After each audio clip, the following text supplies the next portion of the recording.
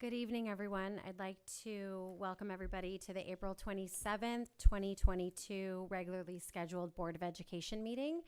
And I'd like to go ahead and call this meeting to order and establish a quorum.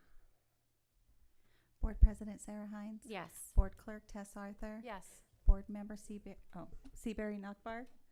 What order? Yes. Board Member Anne Marie Rosen? Yes. And Board Member Carl Palestrini? Yes. I'd like to notify our audience this evening that this open session will be audio taped and broadcast on the internet. And with that, may I please receive a roll call, motion to adopt the agenda? I'll make a motion to adopt the agenda. Second. Yep, got a second. Board President Sarah Hines? Yes. Board Clerk Tess Arthur? Yes. Board Member Anne Marie Rosen? Yes. Board Member Seabury Nakbar? Yes. Board Member Carl Palestrini? Yes. And Mr. Palestrini, since you are closest to the flag, would you please lead us in the Pledge of Allegiance?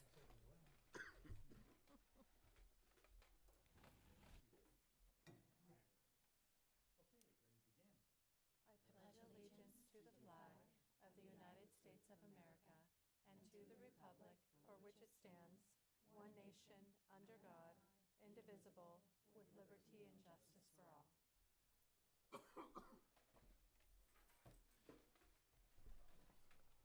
Thank you. All right. So we'll go ahead and we'll get started with our ACT CSCA comments, Board of Education comments, and the Superintendent routine status report. These are just routine status reports regarding campus activities, meeting schedules, conferences, and any meetings that any of us have attended or any recent developments.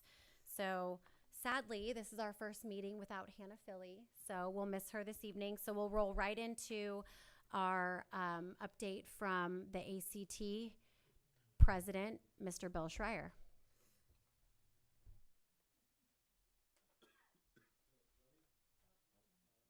Now it's on.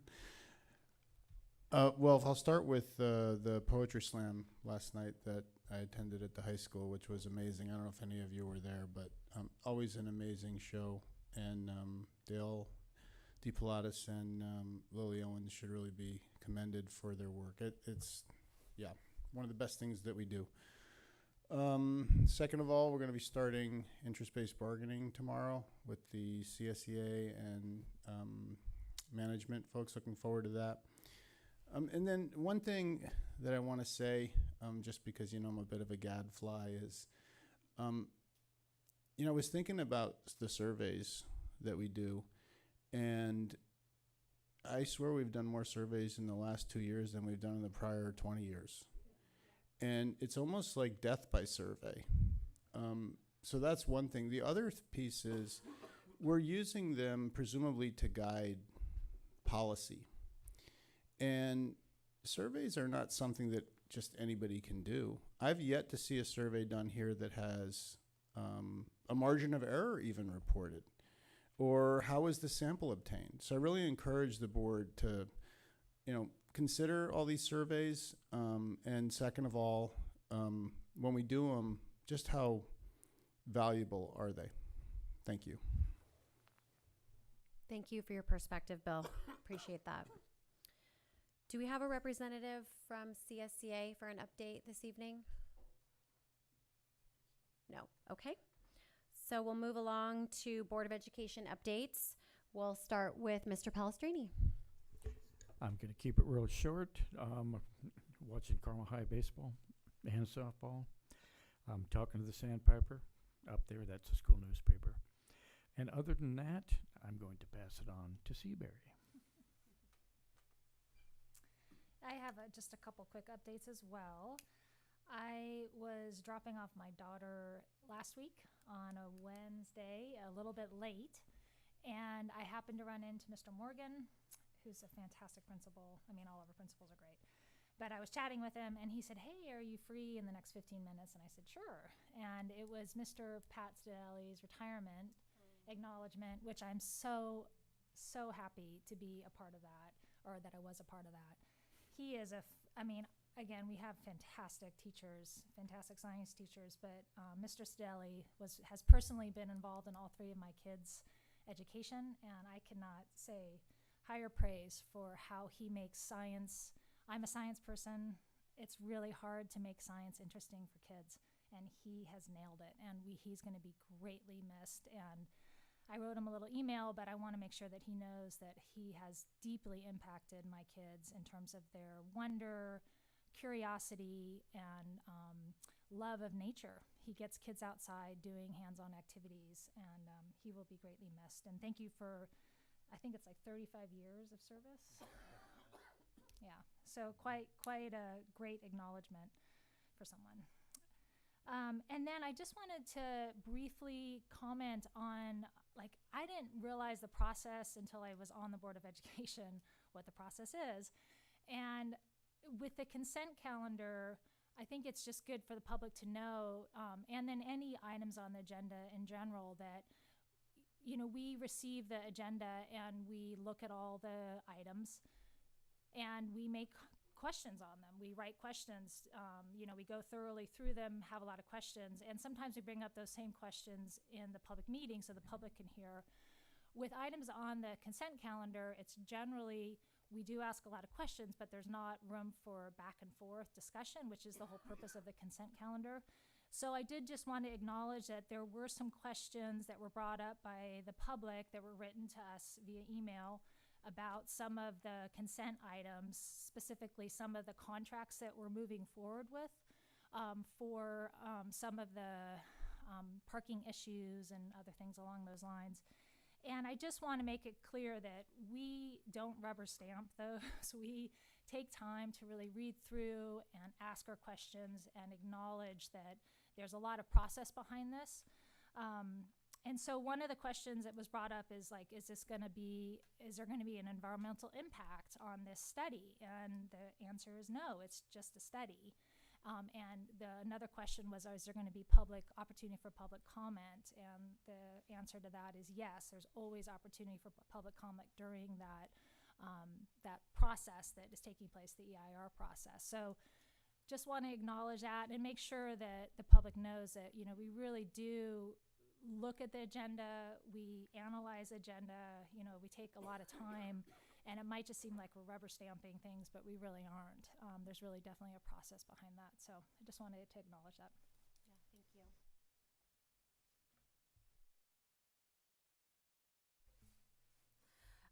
I just want to let you know that I went to the Community Human Services as filling in for Tess, and we had a finance presentation by Annette. Thank you. And program manager presentation on parent education services, the Connect program, nurturing parents, and then finally ended up with Casa de Noche Buena had a slideshow presentation. We found out that the Department of Social Services is cutting services, which could seriously impact them. Bargaining prep, I'm going to be there for Thursday and Friday. I've been doing a lot of research and reaching out to a lot of medical resources and educational resources, investigating late start and taking a look at that. I have a meeting for Career Tech Ed. I report out for the Monterey County School Board Association. I'm their executive rep on Monday. And I was the track starter. Please, anybody who thought that putting any kind of a gun in my hand was not a good idea. So, in honor of basketball fans, that's it. Yeah, mine's quick too. I just wanted to commend, I've talked to several students and parents whose kids were a part of the chamber choir, the jazz band, and the concert band who just recently appeared at the Heritage Festival down in Anaheim. And I just want to commend them. They got the concert band got silver, and the jazz band and the chamber choir both got gold. And it's just a testament to Mr. Lemkuhl, Mr. Hanley, and their dedication to these students. And they go far above and beyond, and I just want to acknowledge them and what they do for our students, because that's exactly why we're here. So thank you to them. That's it for me. Great, thank you. I just have a few updates as well.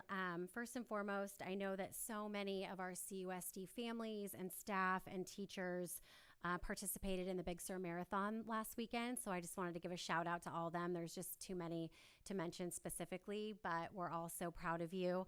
And I really wanted to highlight Captain Cooper, who one of their biggest fundraising mechanisms for the year is to volunteer at the Big Sur Marathon. And this year, Captain Cooper had 50 parents, students, and staff in attendance at the marathon, handing out waters to runners, and it was the biggest group they've ever had. So I really just want to thank them for all their hard work and for being down there at 5:30 in the morning, out bright and early to help those runners out. So thank you for Elisa for helping to coordinate all of that down at Captain Cooper.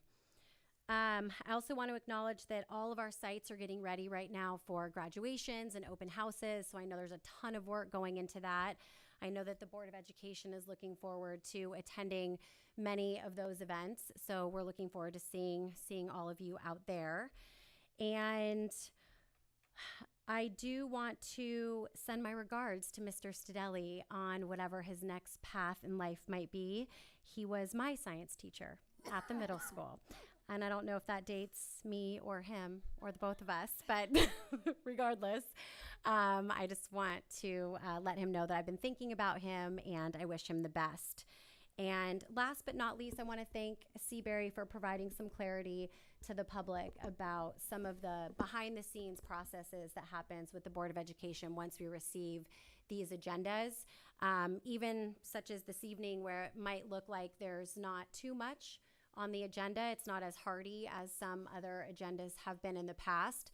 There is a lot of thought and a lot of questions and a lot of dialogue that goes on between the superintendent and individual board members in making sure that he answers all of our questions and that we're getting the right information that we need in order to make the decisions that we do during these board meetings. So thank you for highlighting that, Seabury. Appreciate it. Sarah, before we go past Pat Stidley, I got to say something too. Sarah was a former student of mine as principal here at Carmel Middle School, kind of going back quite a ways. And it's Now who's aging us? I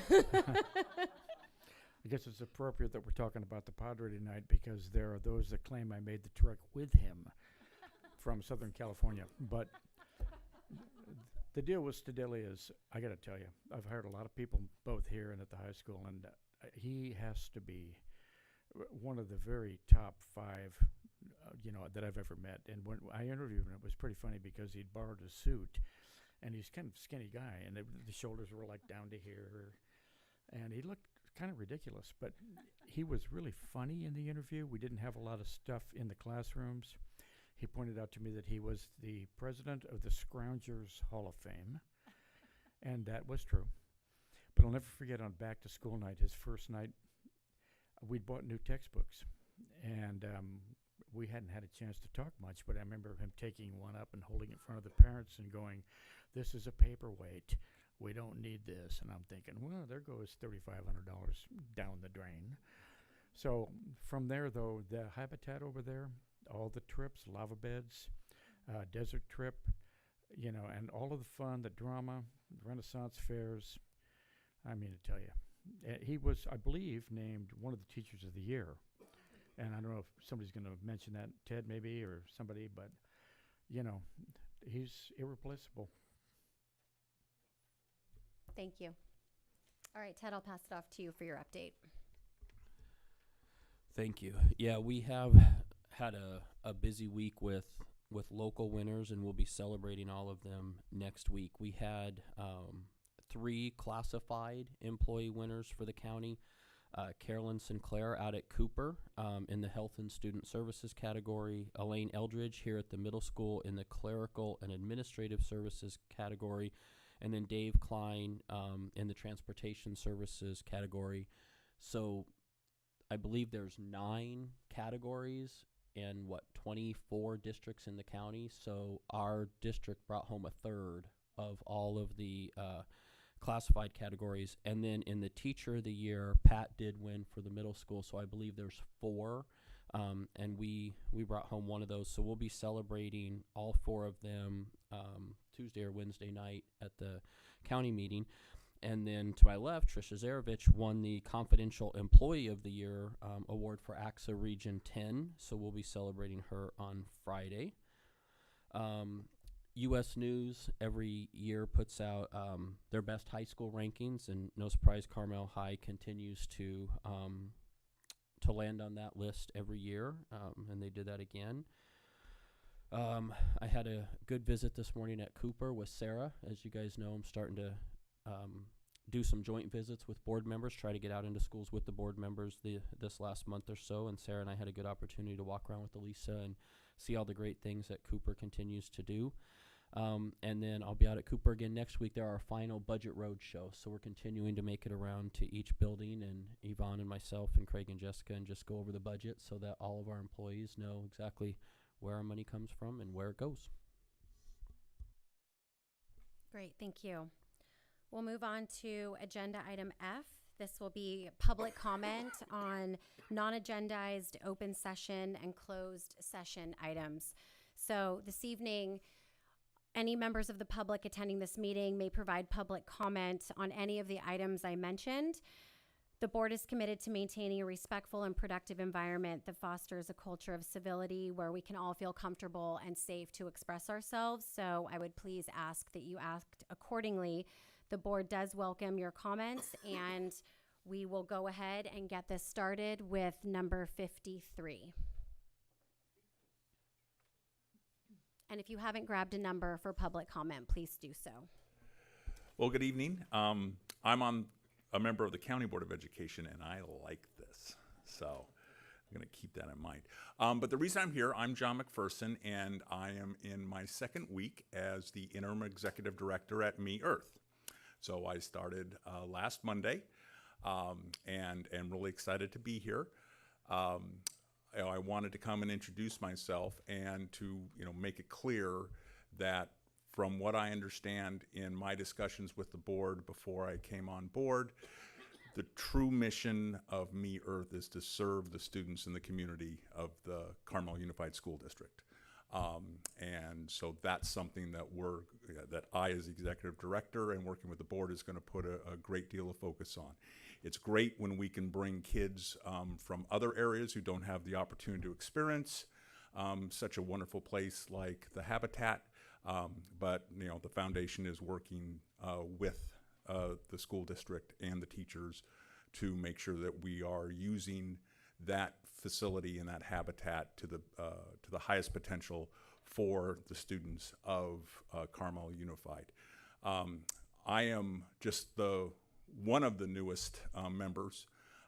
We have a really new staff, but we have two really, really great educators, Mauricio and Rachel. They just completed a program with the history students who were learning about the Renaissance, and they made candles, and everyone's very excited about that. It was really great. So I'm really excited about what those guys can bring to the table and working with everybody at the district. So thank you very much. Thank you. And I'm sorry, what was your name again? John McPherson. Awesome. Thank you, John. And I almost forgot, just because I'm sure everyone knows, but Saturday is Me Earth Day. So 10 a.m. to 4 p.m. Hope to see you all out there. The team has been working really, really hard. Everyone's really excited and a little nervous since it is the first time in 3 years that we've been able to do it live. But I can tell you that no stone has been left unturned. We just hope it isn't too windy, and we're going to have a great day. So hopefully we'll see you all out there. Yes. Yes, we are having the native plant sales there. The team was out there today putting the labels on, so we are ready to go. Awesome. Thank you so much, John. Thank you. And nice to meet you. Number 54, please.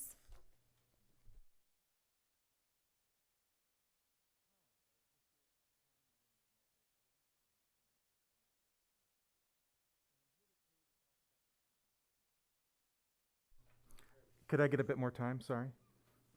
Thank you.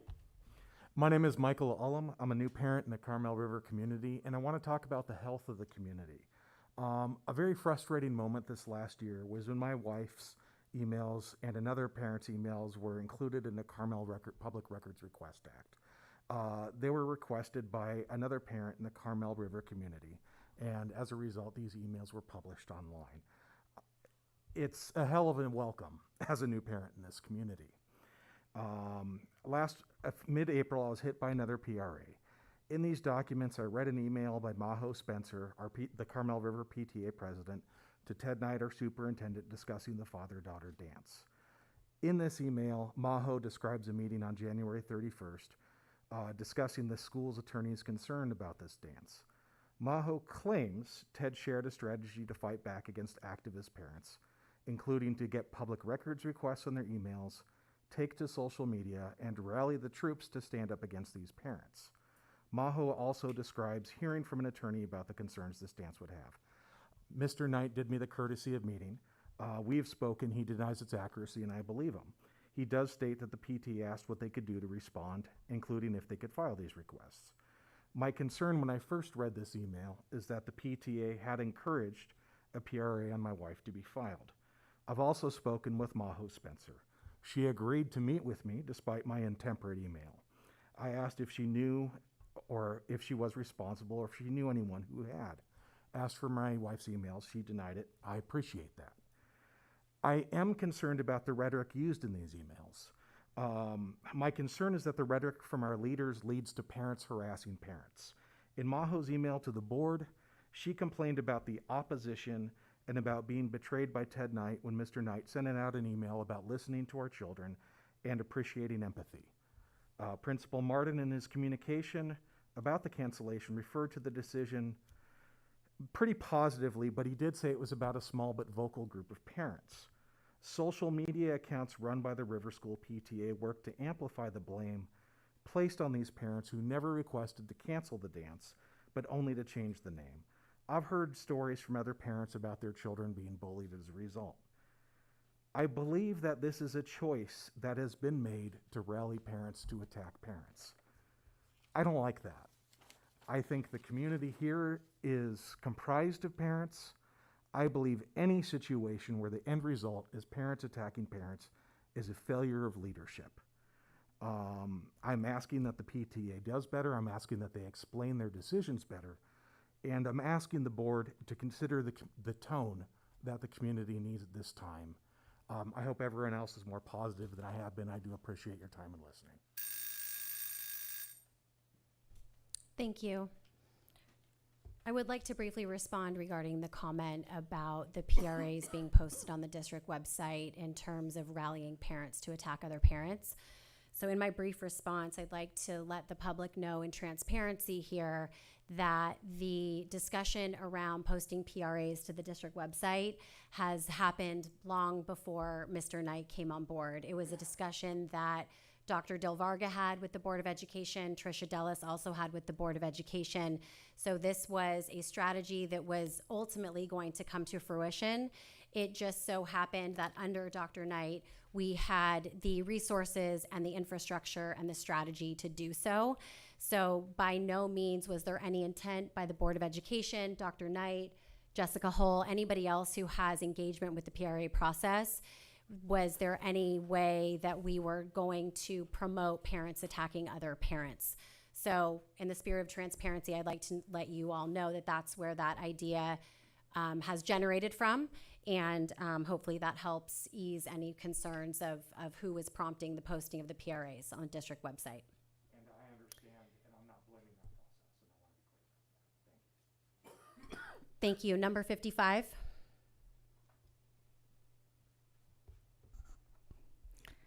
Hello, everyone.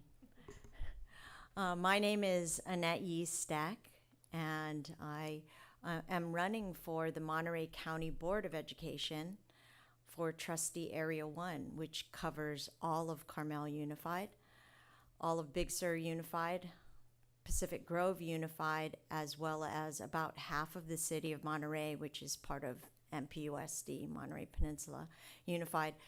The reason why I'm running is because I care about education for all of the students in our county, and I think I've demonstrated my dedication to education. First of all, having served on this board for 27 years, first elected in '93 all the way through 2020. And I am running for a position that was caused by the death of a member on the county board. And I also am an educator of trustees. I was hired by the California School Boards Association to help teach trustees as well as superintendents and other administrators how to be a better governance team.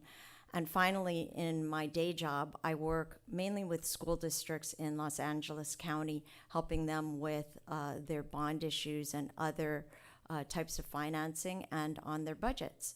So I just wanted to say hello to everyone. I think I know everyone but Seabury on the board. And also just to put my name out there again, I really do care about education. And I'm really proud that while I was on the board, we became one of the best school districts in the state of California. And I was, a small part of that. I'd like to help at the county level, and I think I can do that with my background.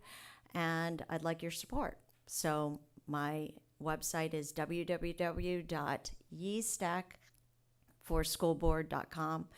And I want to thank all of you for the hard work that you do, because I know how hard it is. And it is sometimes thankless, and yet the most important thing that we can do, because we affect the children in our area. And it is extremely important that you do your job well, and you have and that you pull together. And I really, my hat's off to you. It's been a tough time, and I understand. Thank you all, and have a great rest of your meeting. I see your agenda is interesting. Thank you. Number 56.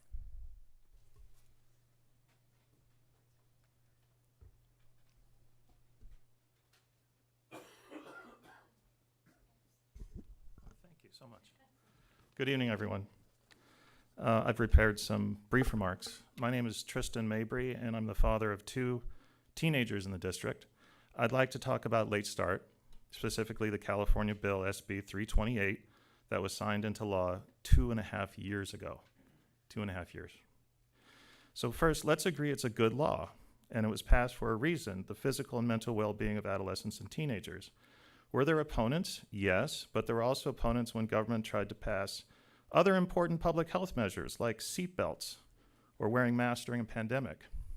Those turned out to be pretty good ideas. So why not late start in Carmel? Why invoke the loophole for a rural district? According to the superintendent, as he stated in a report aired on KSBW last week, it's about, quote, severe trade-offs for a lot of our marginalized communities, end quote. Maybe. There's another completely different reason, also given by the superintendent, that I think is more plausible. It's on the district website under the section Stadium Lights Update. Excuse me. It says the environmental impact report on stadium lights would be enhanced and repeated due to, quote, community concern and promises of a lawsuit. It concludes, quote, I do not see how I can recommend late start for next year without lights. I think that's more plausible. The high school's neighbors may have some legitimate concerns, but they should not hold the district hostage when it comes to respecting the late start law. If you buy a house next to a highway, you can't complain when drivers switch on their headlights. This is public policy 101. You can't make everyone happy all the time. But in this case, there is one community whose interests truly outweigh all the others, the students of Carmel Unified. If it comes down to a dispute with the neighbors, the broader community will support this district and the students. So let's not back down from a fight before it even starts. So thanks for your attention, and thanks to the school board for all the hard work you do. Thank you so much. Number 57, please.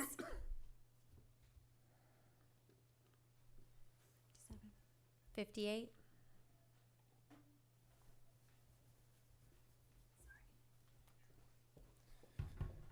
Good afternoon. I'm Richard Spencer. I usually don't come to these meetings. I usually don't speak at the microphone, but you have heard from me before 2 months ago when we were defending our local principal, Jay Martin of Carmel River School. You may recognize my last name. My wife is Maho Spencer, who was mentioned today by Michael Olum. I'm here because of the concern regarding also what Michael shared about leadership and how the events of the last few months and this school year regarding disharmony, for lack of a better term, in our River School community, which I thought, being the husband of the PTA president and listening to all of the difficult situations that were happening each and every day and the many, many emails my wife had received, I thought it was the vocal minority, which has been talked about. However, since my wife has reached out to every single one of the people we viewed or she viewed as an opponent and spoken with them face to face, it's come to our attention that it's actually been something, unfortunately, rather than bringing this district together, Dr. Ted Knight, in meeting with both parties, ended up fomenting disunity and disharmony because of the way you spoke with my wife and her PTA board, inviting them to do certain things, and on the other hand, inviting the other group to do the same things. There was a heightened number of emails and communications that really degraded my quality of life in our conversations at home, and I think it degraded the experience of other parents in Carmel River School. And you know, I don't know you. I have nothing against you personally, and I know that all of you are doing the best you can, and this is a thankless job. However, when I mess up, I like to go face to face and apologize to the people that I screwed up with. And, you know, it's been said that these things were said, and my wife wrote it in an email. She met with you personally a number of times, and after that email, I don't think there's been any communication except for a confirmation of receipt. So it just seems like a difficult, you know, there's rallying together, then there's a break off, and it seemed like rather than rallying the community together, it was a divisive issue that could have been treated otherwise. And I'm grateful for the people that I don't see eye to eye with that leveled with us, and we can all do that. We can level, we can make amends and say, you know, I can do better next time. So that's all I'd like to share today. Thank you. Thank you. Number 59.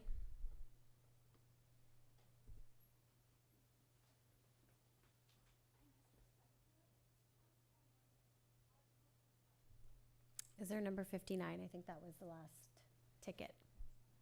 Okay. Thank you all for speaking during public comment. We appreciate hearing from the public, and we know it's not easy to get up there and speak, so thank you very much. All right, we'll move on to the second agenda item, which is the consent calendar. This is where the board bundles a number of items where we can act upon them together in one motion through the use of a consent calendar. These items are routine items deemed to be non-controversial, for which the board discussion is not anticipated and for which the superintendent recommends approval. So with that said, I'd like to go ahead and receive a motion to approve the consent calendar. I move to approve the consent calendar. Second. Board President Sarah Hines. Yes. Board Clerk Tess Arthur. Yes. Board Member Anne Marie Rosen. Yes. Board Member Seabury Nakbar. Yes. Board Member Carl Palestrini. Yes, and with a comment. So one of the issues on there had to do with moving forward with some expenses that the district would incur to possibly move forward with the lights. And I appreciated the legal opinion that we got back, which explained that we pretty much have to do that. We have to have those options vetted by people that really know. And so I think the homework on it was really important, and I think it's important for the community to know that it doesn't necessarily mean we're going to be doing that or any of that. What it means is the solutions that we're providing have some expertise behind them. I'm a yes.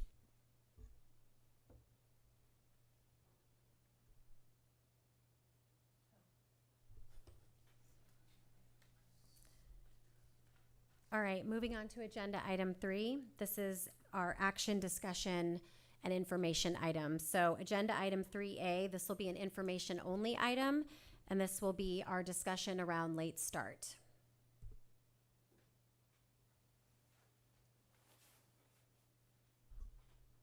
Thank you, Sarah. My goal tonight, following our special meeting on late start, was to bring forth somewhat of a skeleton of a plan to get feedback from the board. My recommendation continues to be that I come back to the board in December with a recommendation to start late start in August of 2023 after we've had time to hear from our community and plan this out. So what you'll see tonight is some of my thoughts on outreach and some of my thoughts on planning, and then hopefully we can have a conversation towards the end. Pancho, if we can go to the next slide. So again, kind of just, you've seen this slide before, just a brief history of where late start came from. Although the law recently passed, we all know this district's worked on it since I think about 2004, as have many other districts across the country. Next slide, Pancho. Excuse me. Just some of the general considerations here. Kind of a reminder that late start is, it's a TK-12 systemic issue. It's not just a high school issue, and it is very complex. It takes into account numerous departments, numerous communities, and something that I think we need to take our time with. We need to make sure that we've had an opportunity to reach out to all corners of our community and hear from our staff. Next slide. Again, just kind of a reiteration of my recommendation stays the same. Pancho, next slide. So again, this was, as you might remember from our last meeting, to me seems like a reasonable timeline. If we can make a decision by December, I think that gives our schools and our community enough time to figure out whatever changes we're going to have. We know there will most likely, not necessarily, but in most outcomes there will most likely be some trade-offs. Staff might need some time to adjust, parents might need some time to adjust, and we're going to need some time to implement. So if we make that decision in December, that gives us plenty of time as a community and as a district to make those changes. Next slide. So I've kind of broken this up into this summer, this fall, and this winter. Excuse me, in terms of what we need to do. As I was sharing with Sarah earlier, and many of you on the dais know this, this is not a great time of year to be doing a lot of new things. We've got a lot of celebrations, a lot of rites of passage, and we have a staff that is incredibly exhausted after 2 years of the pandemic. So I'm looking at starting a bulk of the work this summer, and I have a series of, I think, board presentations that I think will help our board and our community kind of become more up to speed on the various aspects of this, along with some of our community efforts. So in July, I would like to bring forth some experts to actually talk about sleep science, why late start is important, why it benefits students, and kind of look at some of the things that we'll have to look at again. Late start is great for more sleep if our parents and students follow suit and go to bed earlier. So I think we still need to educate our community on the importance of late start. And then I also think in our July meeting, just to do a general state of transportation, where Dan and Mason can come forward and make sure our board's fully aware how many bus routes we have, when they start, when they end, what a tiered busing system looks like, and those types of things. So want to work through that, and then start to work on some of the community efforts. You guys have heard me talk about a comprehensive survey. We took a shot at that with the student advisory group. I think the students have come up with great themes. After getting some feedback, I think it's going to be difficult to write a great survey that gives context without some of the questions being a little bit leading. And so my recommendation at this point is I would like to work with an outside company and get them to help us with the survey. There are psychometricians and PhDs who this is all they do, but some of these questions are going to be difficult to write, right? If I tell you, do you think we should hire more bus drivers? You're probably going to say yes. If I tell you it's going to take 2 years to do that, it's going to make it seem like I'm trying to get you to say no. And so I think we're going to need some help with that. I also think some district-wide community listening opportunities, whether they're town halls, board meetings, what have you, just get an opportunity to give some information and get some feedback. And then I think also some individual community and stakeholder listening sessions, whether that's going out to the community park in Cashawa or working with the Carmel Chamber of Commerce. Districts who have done this understand that this affects every single aspect of a community. Does our Chamber of Commerce know that we might have people with less time to work after school? What do folks in Cashawa think about bus stops at 6:50 in the morning? Those types of things. So I want to do some district-wide and some individual listening sessions with different educational partners. Pancho, next slide. Sorry. Rolling into the fall, a couple other board presentations. I think the board and community getting a really good understanding about the role instructional minutes play in the decisions that we make. We do have to have a minimum number of days and a minimum number of hours with students, and different schedules and different decisions have to fall within those parameters. So I was thinking August for that. September, talking about staffing and negotiations. Depending on what schedule we would pick or what we would do, there could be huge staffing implications. There could be negotiation implications if staff has to work more. If you think about our bus drivers, if they have to start earlier and stay later, that might be something that we've got to look at. And then December, some of the various scheduling changes, most likely for the high school. I don't think changing start times is most likely going to change a bell schedule for an elementary and a middle, but it certainly could for a high school, and depending on the decision, it might have to. And so I think that would help. And then finally in November, just an update on athletics and activities and how a later start time may or may not affect some of the things that we do. How many clubs we have that meet before school and after school now, how late practices go, those types of things. And then I also think in the fall, it's a good time for our individual principals to start interacting with their staffs and their community. Staff meetings where principals talk with their staff about what they think of some of these issues, and then pull in their parents and start talking with them as well. Next slide, Pancho. And then rolling into the winter, I'm looking at that December 14th, coming forward with my recommendation. And then again, following up with further presentations, further implementation, and then outreach to the community. Once that decision is made, we're going to have to start kind of a whole nother process again of letting our community know what impacts we're going to have, if any, based on that decision. Next slide, Pancho. And now's the part where I would just like some feedback. Are there things you think we're missing? Are there things that you don't think that I've suggested we need to do? Do you have other ideas? Again, it's kind of a skeleton. We can go back and flesh this out a little more, put metrics in, do all of that, but I wanted to get some general direction before I went too much deeper. Great. Thank you, Ted. And I'll also remind the Board of Education and the public that the outcome of the study session that we had a few weeks ago where we discussed late start, we had asked Ted to come forth with a schedule or a plan to present to us. We needed sort of the skeleton or a straw man, if you will, to work with. So with that, thank you, Ted. I appreciate you putting together this presentation.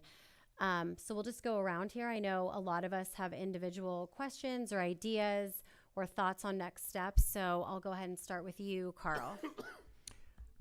Well, I don't have any ideas on the next steps because we're timed out in terms of doing anything with a high school master schedule. And I would know, after being the principal up there for a long time. And also, I was there when we put in the modified block at Carmel High. That's the, 7 straight and then, block schedule on different days. It took us quite a while to get that thing in place because you are really dealing with a lot of players on a staff. And we had to do observations. We had to go look at other schools. We had to, take into consideration what was working out there and what wasn't. We're just timed out right now. There's just no way we can do much of anything. So I think that needs to be said. We're going to get there, and I think this is going to get us there. I do wish we could have done something with a late start sooner than we did, but it kind of became a perfect storm for us in December, where it started really kind of becoming a pretty good-sized issue because we had not really addressed it consistently, although I have to say Sarah was on that original committee with Barbara Del Varga, and they did an awful lot of work on the value. So that needs to be said, and I think we all really understand that, but a lot of moving parts. We did try to do something different about 10 years ago, or maybe not quite that many. I was on the board then, and we had a hard time trying to figure it out, basically because of the logistics. So I think that this is the way to go. I also think that, to Bill's point over there, Schreier, and to Ted's, you really want to get somebody in that can help with the survey. They're so easy to skew in terms of direction and in terms of influence. Sometimes you don't even know if you're doing it. So this is where I think an expertise should certainly come into play, especially with this particular issue. We are so diverse in terms of the outreach, Kishawa, Big Sur, Carmel, Pebble Beach, Carmel Valley. It's a lot to deal with in terms of perspective and how people are going to see this and how it's going to work. So I tip my hat to that idea, Ted and Bill. Just get some expertise around it and try to make it as objective and as to the point as we can possibly get it without leading people along. So that's my 2 cents, or make that about a nickel's worth now.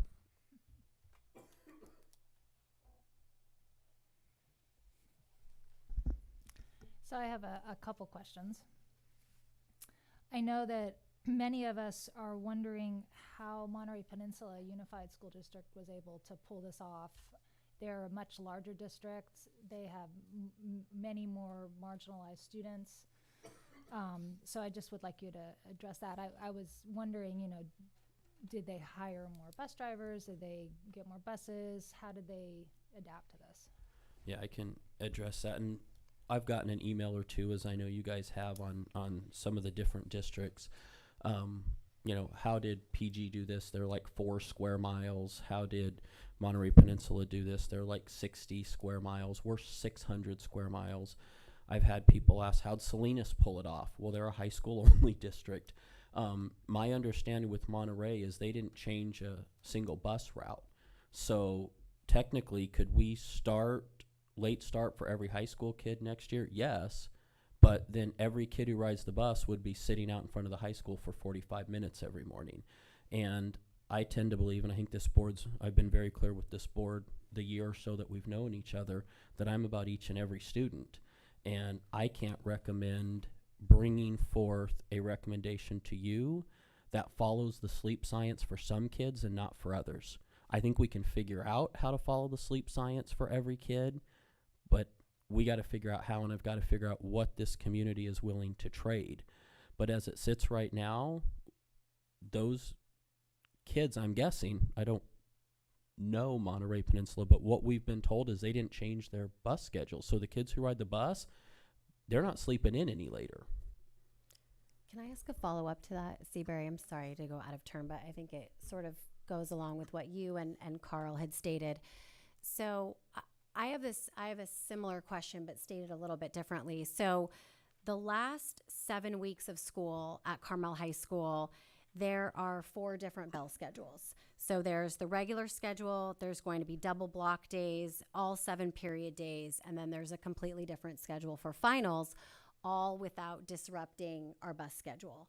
So I think my question to Seabury's point and to Carl's point, which I don't think the time has passed to try something because we are finagling bell schedules right now without disrupting busing, is as we move forward with this overall strategy, which I don't agree with the district-wide strategic plan, why wouldn't we want to have some different bell schedules at the high school incorporated into the fall where we could gather more data points? So if we leave it as the status quo, I feel like we're leaving that data point unturned because we're not exactly examining any other schedules to work with. Whereas in the fall, we might have the opportunity to play with some of these bell schedules for longer durations of time, again, without disrupting the bell schedule, or the bus schedule.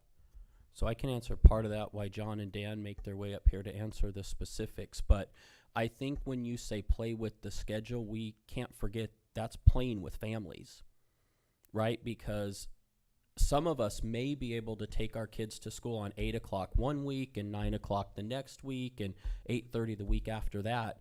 Many of our families who work 9 to 5 jobs cannot. So how are we doing that for the next 7 weeks? We're not playing with family schedules during finals week or...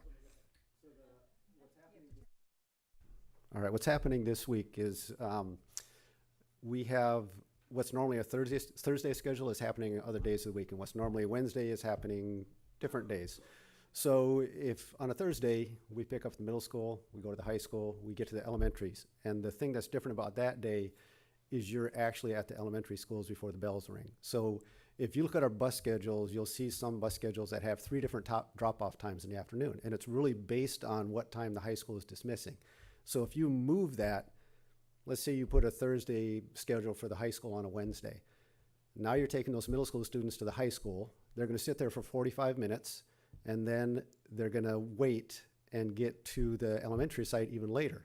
Or if you take a Wednesday schedule and put it on a Thursday, now the parents that are sitting there waiting for their kids to get off the bus are waiting for 35 minutes. So there's a lot of different variables every day of the week. So it's not as simple as just shift everything. You have to shift middle school and high school to keep the bus stops the same. Otherwise, you're babysitting high school or middle school students for 45 minutes, or you're picking up the high school students early and having them wait. It's not as easy as shifting the schedule. So John could probably speak to that.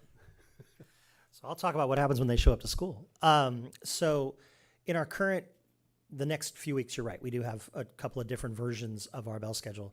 The best example yesterday, today's Wednesday, right? Tuesday, we did what would have been a traditional Tuesday schedule, which is office hours starting at 7:45 to 8:30 is our first class period, and we dismiss at 2:15. We ran that schedule on Tuesday. The high school students who take the bus still got dropped off at 7:30 in the morning when they normally do and stayed until 3 o'clock in the afternoon. Despite the fact that their instructional day ended at 2:15, they stayed at till 3 o'clock to pick up the bus, so we didn't have to adjust what Dan's talking about with the bus routes. High school is probably the easiest group to manipulate because for the most part, they will hang around. They're old enough where you don't necessarily need guided supervision for them after school. You have an administrator or a camp supervisor. There's a number of things going on campus for them to go and be a part of. The library is available. So we are probably more flexible when it comes to, at the end of the day, holding kids waiting for the bus, comparatively speaking to, say, an elementary where you're keeping a bunch of 8-year-olds contained for 45 minutes requires adult supervision at a significantly higher rate. When we look at, again, things like finals week, which starts at 7:45, that is the same time we start the school day, but ends at 12:30. The options for the buses don't really shift. Again, the kids stay. They're available to get after school. We have adults on campus, and in most cases, we've given our parent groups enough advance notice on those days where they can arrange for early transportation to get students home for those finals days. So within the confines of what Dan provides us is we can play within the color within that box, right? So if kids are going to show up to school at 7:45 and be done and be picked up at 3:00, we can manipulate and we can do some experiments with block scheduling with different lengths of time, and we can certainly, and you're right, we kind of do that now by experimenting. For the next 2 weeks, we're going to a purely 1 through 7 schedule, which did require a little bit of mental gymnastics to meet the Thursday requirement because that's a later day. But I think that we can certainly, even as early as the fall, start looking at within the day, what does the instructional world look like? But I think based on the conversations that we've had, based on the conversations we had at our special board session, that's not the primary conversation, I don't think, because again, it's really when you show up to school, we'll teach you and we'll figure out what the best model is for that teaching.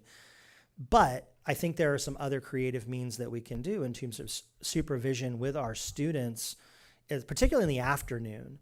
Again, because I think we can play on the back end because we have more flexibility with high school students, so many of whom are engaged in athletics and extracurricular programs that we could talk about extending into a longer afternoon experience, because we still offer a late bus opportunity for our Kashawa and our Big Sur students to go home at 5:30 because many of them are involved in athletics. And so that there's certainly more play on the back end than there would be on the front end. The front end is certainly the challenge. The 8:30 is the challenge because, as Dan has mentioned multiple times, it's a binary flip between elementary and high school. So hope that helps. Thank you. That helps. I'll save the rest of my questions till my turn. I agree, though. I think if there's any opportunity to at least just pilot one day that's similar to a Thursday schedule for the high school, I think if there's an opportunity to do that, we should try it. Because I agree with Sarah that, the more information, the more data we have, like how is this working for families, is just going to contribute to the long-term benefits of families and students. So I wanted to say also, I completely agree with Bill. I very much live in the world of surveys, and I'm not a master survey developer at all, but I do get a lot of requests for surveys or to complete surveys. And I agree that there's some fatigue for sure. And so that makes me a little bit worried about ensuring that we have good participation in the survey. So I hope we're really considering what is the best way to get it out there in terms of the different audiences, students, the parent square or website is not the best way. Maybe there's some other way. And Jessica, I know you're a master of this, so I know I'm speaking to the choir, but I agree that I think that we really need to ensure that the fatigue is real, and in order to really get good participation, I hope we are very creative in how to solicit good responses. And my last question is, this is thinking outside the box here, but I wanted to put it out there. I think that, and again, I'm just going from my own experience with my 3 kids, the lack of sleep isn't just due to early start times. I think there are a lot of other contributing factors, including a lot of the teachers, and I'm not blaming teachers at all here, but many times multiple assignments and tests and projects are scheduled on the exact same day. And so the kids, I see this with my kids, they are up late trying to meet those requirements. And again, I'm not blaming teachers, but my thought is maybe we could think a little outside the box, and instead, if we can't implement late start to allow for more sleep, maybe there's some way we can do some type of coordination where it allows teachers to ensure that there's not multiple assignments, multiple projects, multiple tests all on the same day. Because I do get that feedback from my kids quite often. It's like, oh no, this is a late night for me. Just food for thought. I don't know if this, can I just one quick comment regarding the notion that this is all about sleep. I think there's a secondary component to this research, which has to do with when teenage brains are better engaged. So it isn't necessarily you get 10 hours of sleep, you're great, right? I mean, I got a pretty good night's sleep last night and I'm still a hot mess. So because I'm stressed, because I have a lot going on. And I've also, how many of us in the world of work schedule a really, really intense meeting at 7:30 in the morning? So some of this, while I agree that there is a sleep component, it's actually, a lot of the research speaks to high school students as they get older engage with material, engage with learning with greater success at the end of the day. And I think sometimes this gets wrapped up in the, well, we've got to get them home for sleep for 10 hours. A high school student is not going to sleep for 10 hours. That's just not going to happen because that's just not how they're wired. But if we can, I think we all agree that there's a conversation to be had about the level of engagement that you see, and ask any teacher, their third period class is always a lot more engaged than their first period. And that's just because that's how our brains work as we get older. So I just want to make sure that we're clear that, and I'm not being disrespectful, but just that there's a bigger conversation than in just sleep. Because I think that I've heard it in other meetings too, where people have said, well, we've got to get the kids to sleep. And this only works if kids go to sleep. And again, 2 teenagers in my house, getting a kid to go to sleep is really hard. You know, it's actually harder to get a teenager to go to sleep than it is a 7-year-old in some cases. But I just think there's another nuance to that. Sorry. Let me weigh in a little bit on what Seabury said. Well, I was up at the high school. We had that same issue, and Anne-Marie will probably remember. Everybody wants to test on a Friday, all of them. So we came up with a designated testing schedule. English department, you're Tuesday. Science, you guys are Wednesday. That kind of thing. History, do Thursdays. Math, do Friday. Very hard to manage. I can tell you firsthand, because they would come to me and say, Carl, that was not really a test. That was just a very large quiz that I gave. You have to monitor it. You do. And it's tough on kids. You put all of those tests on the same day, it's really hard. So, yeah, I don't have a magic bullet, John, but I can tell you this. We spent an awful lot of time trying to make it happen. And we did. We did. But it's the kind of thing you really have to stay on top of with staff, especially in a high school. So I just wanted to say I hear you loud and clear.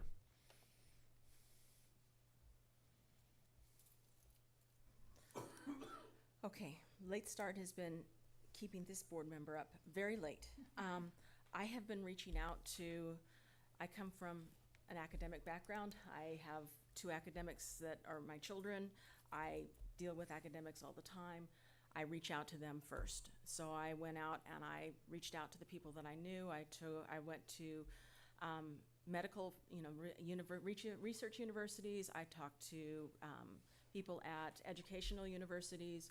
I spoke with think tanks. I went and spoke with people who are doing social innovation. And the best comprehensive thing that I came up with, and I apologize for presenting this right now and just putting it out there, but I make sure that it will get out to everybody, was there was a whole entire sleep study in school starts time, setting the research agenda for California and beyond, and this was as of January 11th of this year. So this was done by a set of researchers, mostly coming out of Stanford. They reached out to people throughout the whole entire United States, and they had this huge conference. A lot of what they said has been vocalized by a lot of the parents already in terms of looking at the numbers and coming back and circadian rhythms and health impacts and everything else. But I think that some of the things that were very telling here was it said that, and I will put my glasses on to make sure that I read it correctly.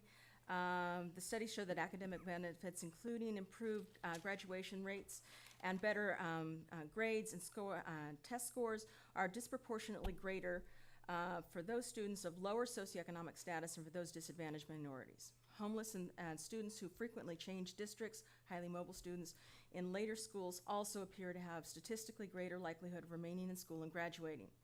These disparities suggest that a later start times may ultimately be the mechanism for reducing that opportunity gap.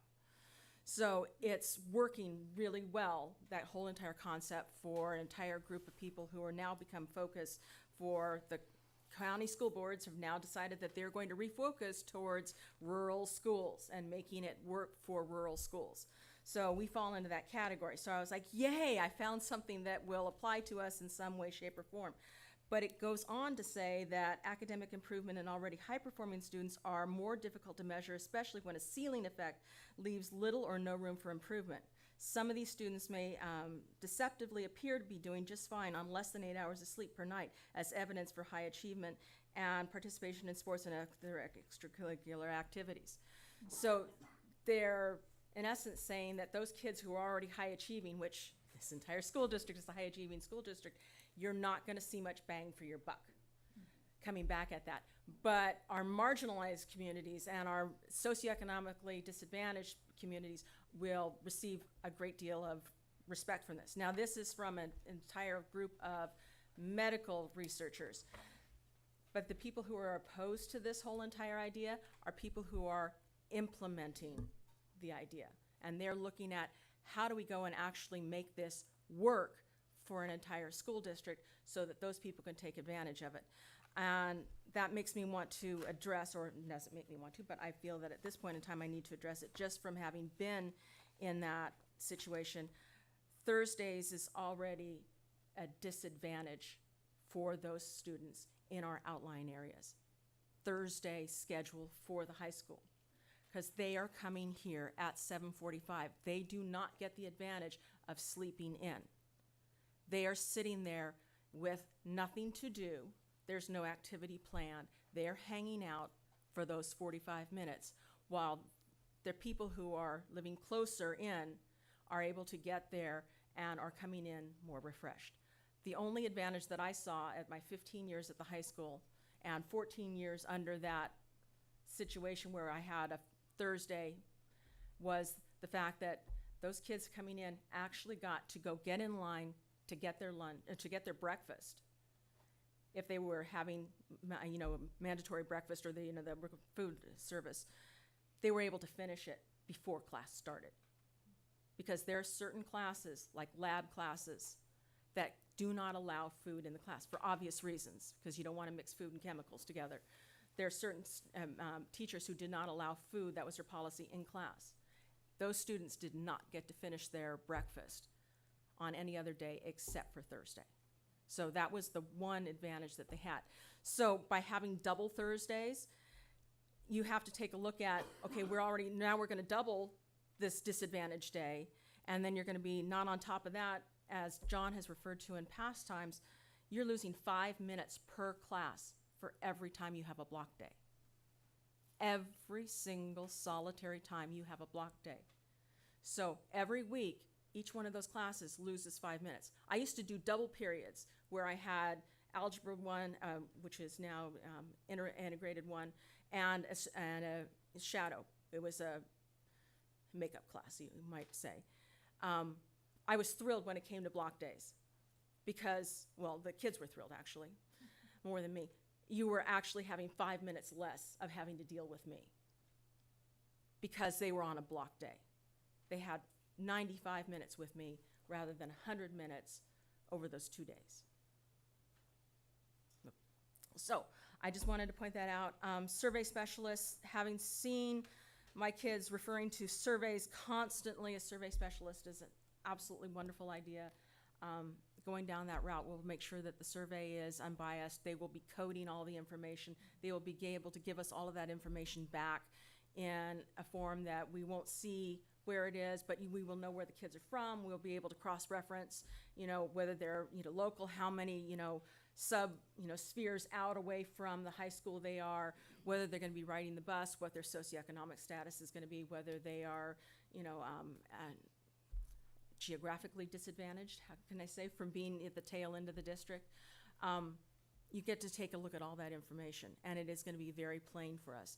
And as this board member has found out from the classes that I've taken, information is what drives our decisions.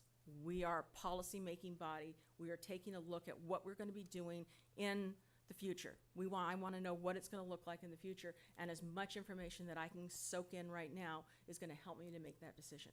So I appreciate the time to be able to soak up more information, to be able to find this, and I'm sure that if I get it to Dr. Knight, he will make sure that somehow it gets on some site somewhere so that they can take a look at this document, which is a meta review of all that is discussed in sleep in the United States. That's my thing. Thank you. Thanks, Anne Marie. John, would you like to give your perspective on the Thursday schedule with those students that arrive on campus early? I know that Anne Marie provided her thoughts on those students, but I just wanted to hear if you or Bill have any thoughts on that as well. I'd like to hear your perspective. I will say that all of our staff is on site at 7:30 in the morning. So those students that are on campus at 7:45 are receiving actual instructional support. So they have the option of getting that available to them. A lot of our students are assigned to office hours. If they are getting a D or an F in a class, they're assigned to office hours. So that time is valuable for those students to get makeup work done. Even for our higher performing students, yesterday we were full of students who had returned from the Heritage Festival, and this was an opportunity for them to go and do some makeup tests and get some support for the material that they missed in class. So it's academic time. It's not a 45-minute window where there's no options for them to be doing things. It's not maybe necessarily structured as a classroom setting, but all of our teachers are required by contract to be on site and receive available support. And I want to say by our most recent count, about a quarter of our students are assigned to office hours right now in some context. Not necessarily because they're struggling with a particular class, but it's also one of our dominant Tier 2 interventions. For students that we identify need additional support, we will put them into office hours to get them that level of support. So it is, and those are considered instructional minutes. That's part of our overall instructional minute calculation. Thank you. So I just have a couple questions and probably more comments. So I understand this is a greater ACT CSEA issue. As long as if we're trying to get more creative with the schedule and add more Thursday type days, that is obviously a negotiation issue. Or are teachers required to provide office hours other than Thursday? I assume that would have to be a part of a negotiation with the teachers. Is that correct? I can't speak to negotiations. Okay, so we won't talk about negotiations. So in that event, I don't have a question, but you guys have been doing this for a really long time, and I appreciate slowing down. I appreciate really gathering more data. And Dan, even your comments about why we couldn't add another Thursday, I think this is all about education. You're educating us. We need to do a better job of educating the public and really getting the public to understand the trade-offs involved and if this is something that they truly want. And I don't think we've done an incredible job of that. I think everything got slowed down in the last couple of years for obvious reasons, but I think this will give us that opportunity to vet everything thoroughly and then gather the data to then make our informed decisions. So thank you. Thanks. Starting with the survey, Ted, I think it's an excellent idea to use a third party to make the survey more objective and less leading the respondent in a certain direction. And I feel like the agency can go ahead and help us out with that. I feel like we had a good start to the survey questions, and the agency will be able to tighten that up. And I think we're all very protective at this point about what surveys are going out. We want to make sure that not only are they efficient, but they're gathering the right data points that we ultimately want to use to make informed decisions. So I hope that the agency will take a clear look at that with you as well. So thank you for that suggestion. Sort of just my last question or comment on late start. I appreciate all my fellow board members' comments and also how they're looking at the situation, because I think there are many ways to view late start, and I appreciate all the perspectives. I still believe that we are missing vetting what we can do at the high school. So I don't know, and I know I sound like I'm beating a dead horse, so I apologize that this will be my last hurrah at this. But I was just wondering if there's any way that we could form a late start committee at the high school where different schedules could be discussed without disrupting the bell schedule, and also to look at some of the concerns that have been discussed today. What does the 7:45 to 8:30 45-minute window look like? What are students doing? What are they not doing? Does it meet the instructional minute requirements? All around the guise of not disrupting the bus schedule. I just feel like we're missing that data point.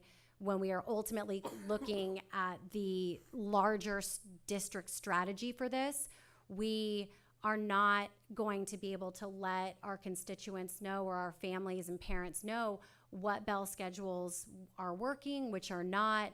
I feel like we're missing that data point, and I'm wondering if we're able to tackle that in the fall with a committee.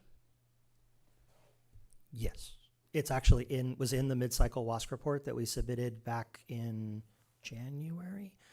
The notion, it was brought up by our WASC, it was identified in our last WASC stealth study that this was an area we wanted to tackle. And so we were asked by the WASC committee to comment specifically on our plan. And it was an addendum in that mid-cycle report to have a high school working group begin those conversations about what the instructional day would look like, separate from the conversations about when kids show up. And so that is absolutely part of the work that we are going to be moving toward. The other organization that we're creating that'll help kind of bring this conversation to the forefront is we've reinstituted, starting in the fall, the return of a school site council to the high school. And that's a body that is all stakeholders, parents, students, teachers, administrators, classified, to give us some guidance on that front as well. And then working in concert with the efforts that the district is doing on their end with the student advisory group, and trying to get as many voices in the conversation. So yes, those plans do exist. They were made public back in January, February. So are we able to try any of the schedules that this group is coming up with? I guess is really my question. I think it's premature to have that conversation right No, that's what I was just going to clarify, is that group coming together in the fall will give great information to this plan. Yes. I think what Sarah was asking is, could they get together this spring or summer to try things in August? And as we've talked about, and I think Sarah even said, I understand there are people that would like to try something different in August, that think we can do it, that think we could pilot some things. I respect that. I just want to remind this board, I was told over and over again, we need you to implement right, Ted. We need you to take the time. We need you to do it right. You need to hear all voices. That's what I'm asking for. I just think that would be, we don't know the impacts of that, and I don't know what adding a second Thursday every week, I don't know what data we would get that we're not already getting from one Thursday a week. Right, we can already look, is attendance better on those days? Is homework completion better on those days? Is engagement better on those days? I don't know what we gain by adding a second one. I don't even know if we can do it instructional minute-wise. And I do think the more we mess with the schedule without knowing what's going to happen, the harder it's going to be on our families, and the harder it's going to be on our communities. And as I've explained to this board, what I don't want is this board to make a decision that come August, you got 100 people here who had no idea what this was going to do to their families, and now it's too late and they're standing in here going, I can't believe we did that. I think we need the time to hear from all families how this is going to affect their lives, and I've been consistent with every decision I brought you here. I want to do it right and not fast. Let me add to that a little bit.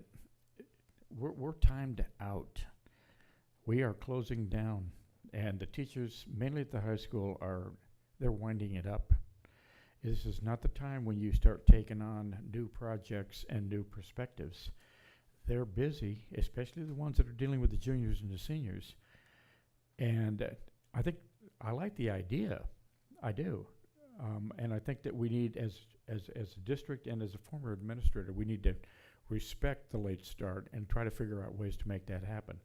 And I think that's really something that we would expect our administration to do. But I can tell you right now, we're moving into May. This is not when teachers are going to sit down and start saying, gee, what are we going to do next year for a schedule? The time to do that is in the fall when they're fresh and they're ready and they have the time to visit and the time to talk. And so I think it's really important that I think that it's understood that this is not the time, for that kind of thing to take place, because they're just preoccupied with graduation and moving kids forward and all of those things. So You know, I think the ideas are good. We got caught in a time situation where I think the timing isn't optimum to expect faculty to start in with something like that. That's been my experience working with them over time. John, I have just one more question, sorry. That's all right. I'm just going back to your comment earlier, and that was really good insight, that it's not necessarily about sleep, it's about when the brain is ready to be engaged.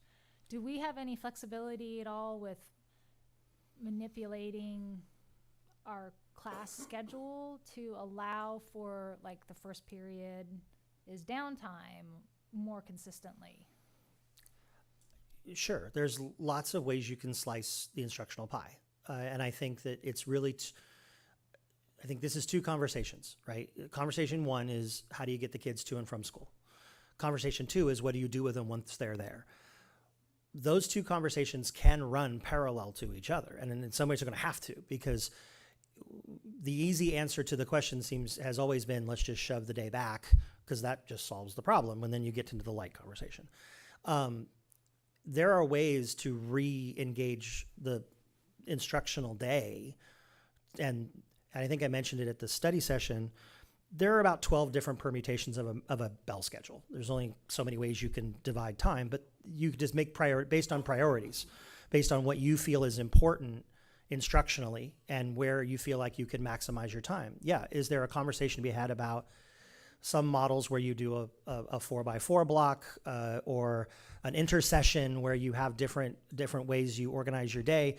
Those are the conversations that I think can happen at the high school level, independent of the larger, how does the start and end day impact the district as a whole?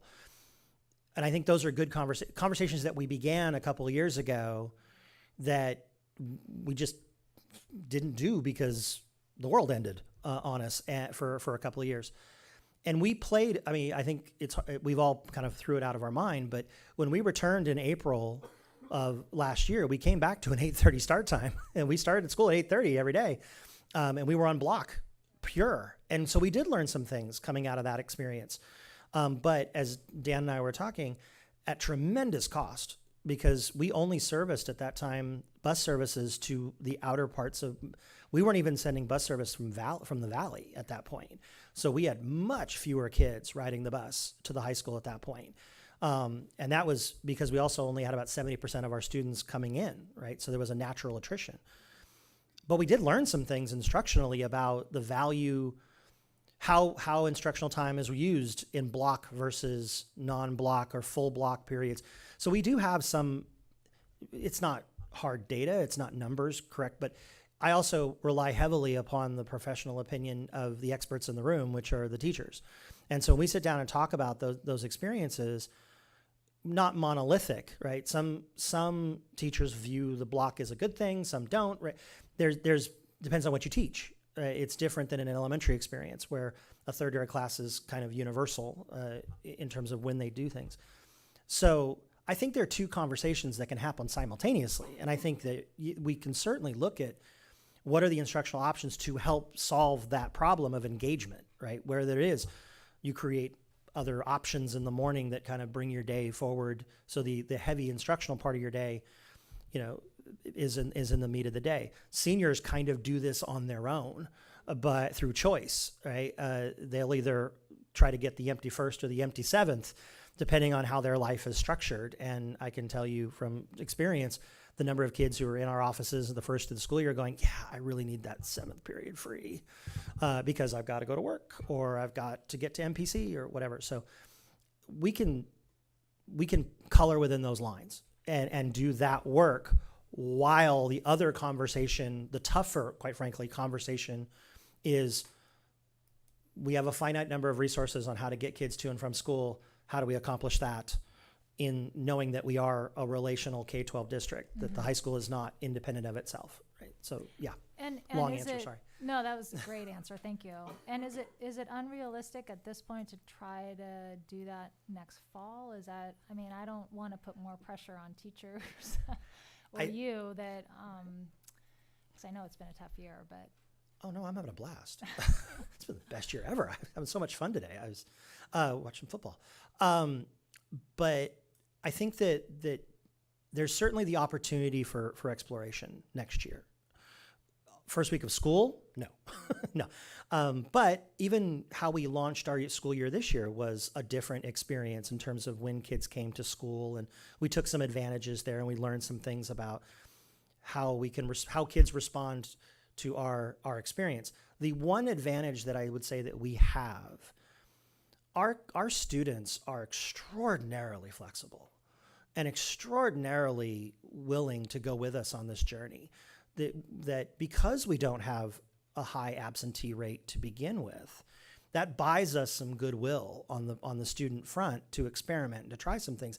If those students feel like there's value there, right? It's got to be authentic. And so for us to experiment, I would like to do it using the guidance of the staff, using the guidance of all of these different groups, and then do it in a way that gives us a real accounting for the success of that. And how did it enhance what we already do? So the last thing we want to do is adopt a schedule, and all of a sudden the product that we're putting forward worsens. So we've done some of that lead work. We know some things we didn't know.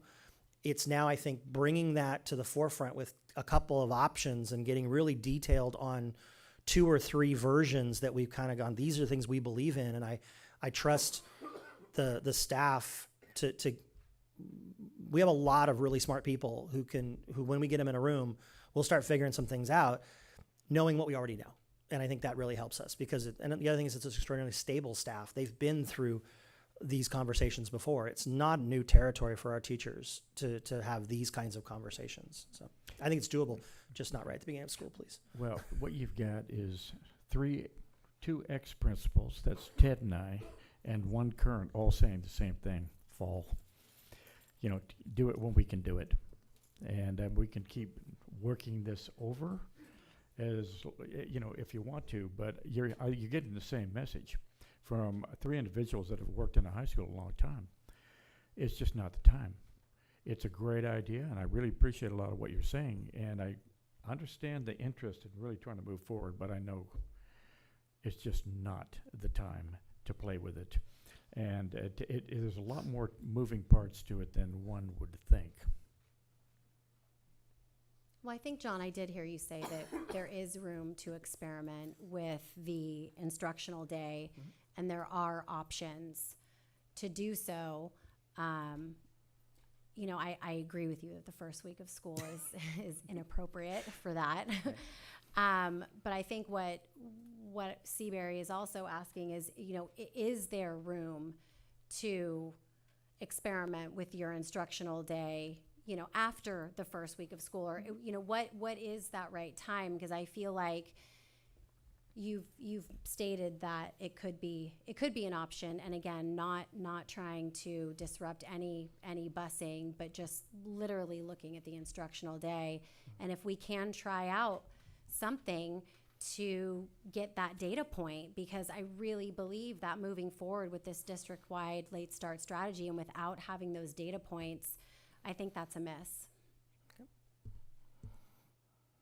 I just state before John answers, my recommendation has not changed. I think we need the time to do this right. I don't think you experiment with families and children. People have tried that, and it doesn't always work well. I think we have a plan. We've seen other school districts do this well. We've seen it do them wrong. And my recommendation would be not to experiment, but rather educate, engage, and bring forth in December. I will respectfully defer. And I will respectfully agree. We're timed out. We have to do it right. We have to do it at the right time. We have to take into consideration that there's a lot more to it than I think people realize. It's going to happen. We're going to be looking at different things. We're going to be looking at different schedules. The high school will do what they do. But I think to play with it too much, too early, without giving the staff a real honest break from this year is pretty, to me, doesn't make a lot of sense. So we are where we are, and I think I go with Ted. I think that if you're going to do it, let's just try to do it right and try to do it one time. I guess my question is, how do we move forward on this? Because I think there's obviously some difference of opinions, and so I think I feel this way is that I would still like to potentially explore some of the options that we put out there, and I don't know, what do we do next? Yeah, I say this respectfully because it might sound like a pointed answer. I don't mean it to be. So my recommendation is to follow this plan. If the board wants to publicly and transparently vote to direct me to do something differently, that's how we would do it in a governance model. I say that respectfully. No, I totally appreciate the back and forth. I mean, this is what these meetings are supposed to be about. So I guess I feel strongly that I think that there's some more options that we haven't explored enough, and I think John is very good at being creative, and I'd like to have the opportunity to explore that more, but I do respect our staff, our teachers. I know that there's a lot of moving parts, but I just don't feel like I have enough information yet to absolutely say, no, we can't move forward with anything. And I'm not talking about, even potentially changing the bus times, but kind of trying to create some different opportunities where we could potentially impact, benefit the mental health of our students by some of those other options that we talked about. Yeah, my best advice, I think, would probably be then to request an agenda item at the next board meeting to basically direct me to do that and put it as an action item, and then the board could vote if that's what they want to direct me to do. And then obviously if 3 people direct me to do that, we will do it. But absent of that, you guys pay me to make decisions, and so that's the decision I would make. What I'm hearing from you, John, and from you, Ted, is that we are using the time in the fall to look at these options. We're not saying we are not going to be looking at any of these options. We're just saying we can't do it by the start of the school year, in effect, right? Am I correct in assuming that, Ted, that we will be looking at various schedules, various options, just not immediately? I mean, this is a part of this process, correct? Yeah, absolutely. When you look at that process, and John is right, it's a parallel track, right? And I think I said in one of my slides, the high school is probably the only school that's going to look at different schedules, but we'll have to look at different start times for everybody potentially, depending on, again, what trade-offs our community is willing to accept. But I echo what John says. Carl would agree, and I think others would agree. You just don't ask our staff to take on a big project at this time of the year. Most districts don't do anything new from January till June. You do your planning in the summer and the early fall. You make a plan, you work that plan. Our staff is tired. It has been 2 years of COVID. People are tired. We're asking people to come in and do summer school because we know we still have a few kids that are behind. And I get the push. I really do. And I think I've been very clear with this board. I absolutely believe that we can do this. I absolutely believe I can bring a recommendation in December that says, based on what I know about our community and what they're willing to accept, this is how we get it done. But I cannot, in good conscience, ask our staff to do anything more right now. We are moving into the celebration time of the year, the ritual time of the year.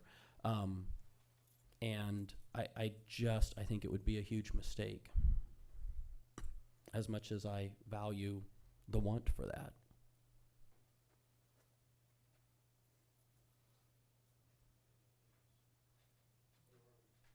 So with that, do we move into is this the end of our discussion, or do we have the conversation? Do we want this to be an agenda item, or do we respectfully move on and say, let's vet this in the fall and see what you come back with? I mean, I think it's up to you, Sarah, to drive that.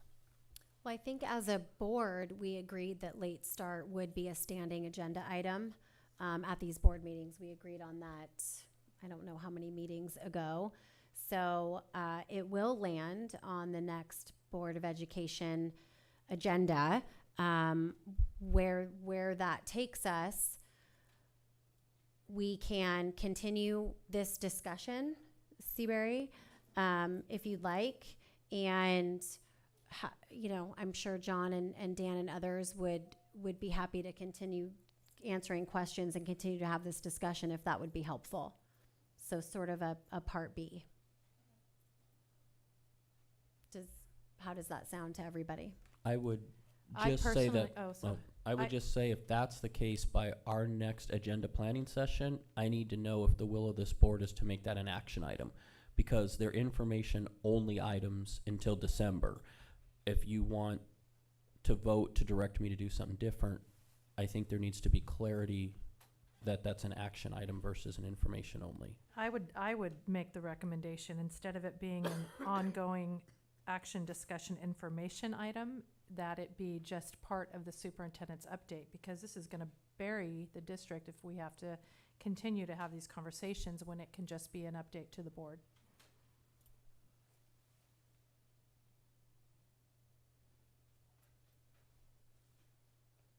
Do you have any thoughts? I do, but I guess I will pause because I think it's time to move on, and I hope that we can maybe revisit what it would look like for the next meeting. And for me, I don't mind it if the board wants to continue to discuss it. You have to respect that. But I got to be honest with you, it will not change my opinion because of the experience that both Ted and I have been articulating here about timing. And so I'm not going to say no if it's something the board wants to do, but at the same time, I think I need to make it pretty clear that it's nothing, given this timing and given what I know about being in a high school, this for me is, I have really nothing more to add.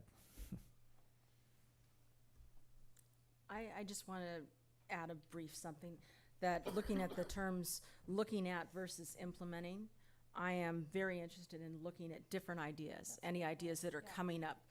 I am willing to look at those. I don't think that they should be implemented until those ideas have been put out to the public, until all of our stakeholders have had a chance to take a look at the different ideas and say what they feel about the different items before we go ahead and implement something. I really think that there's a huge difference there. You really need to look at those, how you're working that. I am definitely interested in looking at things. Implementing something for the fall, no.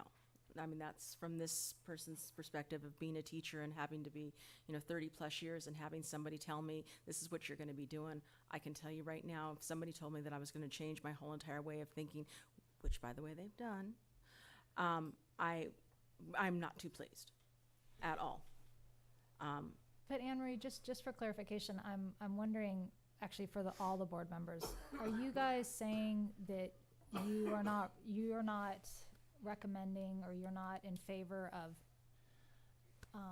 I understand implementing something next fall where we're changing bus routes, we're changing bell schedules would be tough. I understand that. I'm wondering, with some of the other options that we were talking about, with changing the periods where there's kind of a free period in the first one, where we can alleviate some of the pressure that are on these students, which I feel that, I'm talking to the choir, but I feel that pressure every day with these kids that, and so if there's some way that we can potentially alleviate some of the pressure that is on these kids by ensuring that all the assignments and the tests and the don't fall on the same day, or creating free periods, until the kids are able to better engage. I totally that's what agree I'm. with you. Right. I totally agree with you, but that's up to them to figure that out and to vet all these different things when we have more time. And I do think they can come up with different solutions, but we need to trust them to do that. I don't. I think, Tess, they will. I know. But I think they have to be given the latitude to do it. And John, I mean, if you're going to come up to the microphone and say, no problem, we're going to try a bunch of stuff, go for it, because we're not in the trench. We are policymakers, not administrators. So you're the best guy to answer that question about the doability of this, and I think you have. Anything you want to add to it? I don't know. Only that every time we do something with the schedule, we learn something. We're going to learn something the next couple weeks, right? The next 2 weeks, we're doing a 1 through 7, 5 day a week. We haven't done that in a while. So we're going to learn something. I think we'll learn things every time we play with the schedule. We learn something. When we do a long day for a pep rally, we learn what kids can respond to. So I think we will always be learning. Every time we try a new iteration of our existing world, we learn something. So I think there's a way to kind of capture some of that, maybe that we wouldn't have done, take advantage of that opportunity that we've been presented as gift to say, is there not to do a survey, but some sort of focused experience with a group of students to say, you just did 2 weeks of 1 through 7. How did that feel? Right? Or our staff, capture that thought in a staff meeting immediately after and say, let's reflect on that. Which is common practice for us to always be reflective. So I think we can take that advantage of that and then use that to lead into the larger conversation about a more structured education of our families and our students and our teachers and everybody of what does it mean when we all say 4x4 bell schedule? Like we speak of that as if it's, of course everybody knows what that means. We have to do a little bit of that work too. Just the basic education of what does that mean and give the teachers time to plan accordingly so that it's an authentic experience. It's not just we all of a sudden turn every 50-minute class into a 90-minute class. Well, now what do we do? It's a different instructional model. So I think that's what we're asking for is the opportunity to have those conversations using what we already know from the last 3 years of this conversation to kind of begin to inform us to what we would already dismiss out of hand. We'd say, well, that's just not feasible for us to do. We as a staff don't find that to be an attractive option. Why would we explore it? And try to whittle down to something that's actually is implementable based on our beliefs as instructional leaders, what we think would be best for our students in the classroom. I think that's what I think we'd like to go towards is take these little data points, whatever they are right now, as a way to kind of begin that conversation full throat again, because we did do this a couple years ago, and honestly, our views have changed as a staff from where they were 2 years ago. I'd also, Seabury, someone asked this in the board questions, and I think I replied, we continually have this conversation about policy governance and, right, what is the role of a board and what's, micromanaging or getting in the weeds. And I don't know who asked that question, but I answered one thing you could do that boards do is you can pass policies. I've seen school boards that have policies like you can have no more than 10 minutes per homework a night based on your grade, right? So a fifth grader can have no more than 50 minutes. You certainly, and we could, now I would not suggest you pass that without getting feedback, right? We'd want feedback from our teachers, we want feedback from our students and parents. But in my mind, if you're asking, how do we have a little more say in this? You can absolutely pass policies around that. And we could probably get you some sample policies that districts across the country have used, to make sure that doesn't happen. But again, I would highly suggest that this board does that carefully with a lot of input, because you can encroach upon the art of teaching there pretty quickly. And I would want this board to have the staff behind them in passing such a policy. But that would be an appropriate kind of out of the weeds thing for this board to do, would be look at some policies and maybe suggest one. May I make a quick suggestion or a comment or something? I don't know what I would consider it to be. I guess my concern about taking a look at this and implementing something versus just looking at it and talking about it and kicking the ball around is it reminds me of what happened with COVID, when we had literally 24 hours to have the teachers grab up all the stuff that they could grab up and get themselves online. And we heard feedback, and I mean, it was not pretty. What certain board members here heard when they required the teachers to do that. And I'm worried that implementing something without having it first be daylighted to people and have them get their feedback in on it and kick the ball around literally with all the different stakeholders, it would be just like having COVID. This is what we need to do. We need to do it now, and we're going to do it this way. Boom. And then it's like, whoa, wait a second. I didn't want that to happen. And that's what my concern is that we're going to have people coming back and saying, we didn't realize what we had going at us. My personal opinion. I'm not as eloquent as John, but to me the message is pretty clear. They're not ready.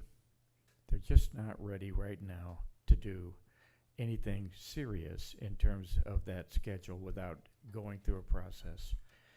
I appreciate John tracking all of the nuances of schedules that are revised for special events or testing schedules and all of the things that happen. But to me, it's pretty clear that what I'm getting back here and probably contributing to, hopefully not at too great of a level, they're just not ready to do this now. And I think the ideas are one thing. They're wonderful, and I know that we'll get there and do good things. But it seems to me that it's a timing thing, and it's the reality of getting a faculty together to be able to really do something that's effective.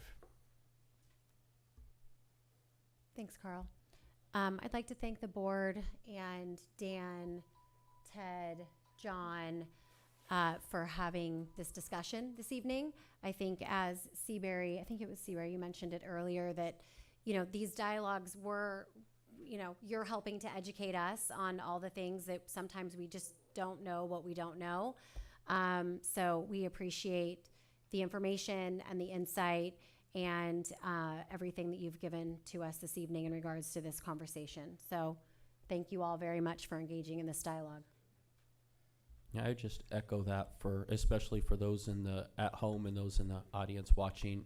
This is what I would hope our community would want our board and staff to do on a topic this important. This will affect every life in this community, and I would hope that the board wouldn't just rubber stamp something that I come up with or listen to one person and say, okay, our mind's made up. So although it might seem like it's conflict, I think it's very healthy conflict, and proud to sit up here with you guys. Thank you. All right, thank you. Moving on to agenda item 3B. This is the Carmel High School mascot. And just for the board's edification, this is an information-only item this evening. So we'll continue on to discuss the mascot. I will gladly welcome John Lyons up to the podium. I will say as he walks up here, I was able to attend the last 2 meetings, and I believe John did a great job with this. I've never been somewhere where a high school principal was tasked with this. It would usually be a superintendent or a deputy superintendent or someone like that. So putting that on John's shoulders, I just want to thank him. That was a very big job, and I think he did a great job with it. Ted, let me tag on to that one. I was the board president when this thing really hit the fan. And the very first thing I did was move it away from the board and over to John Lyons. Because, look, it's a tough one.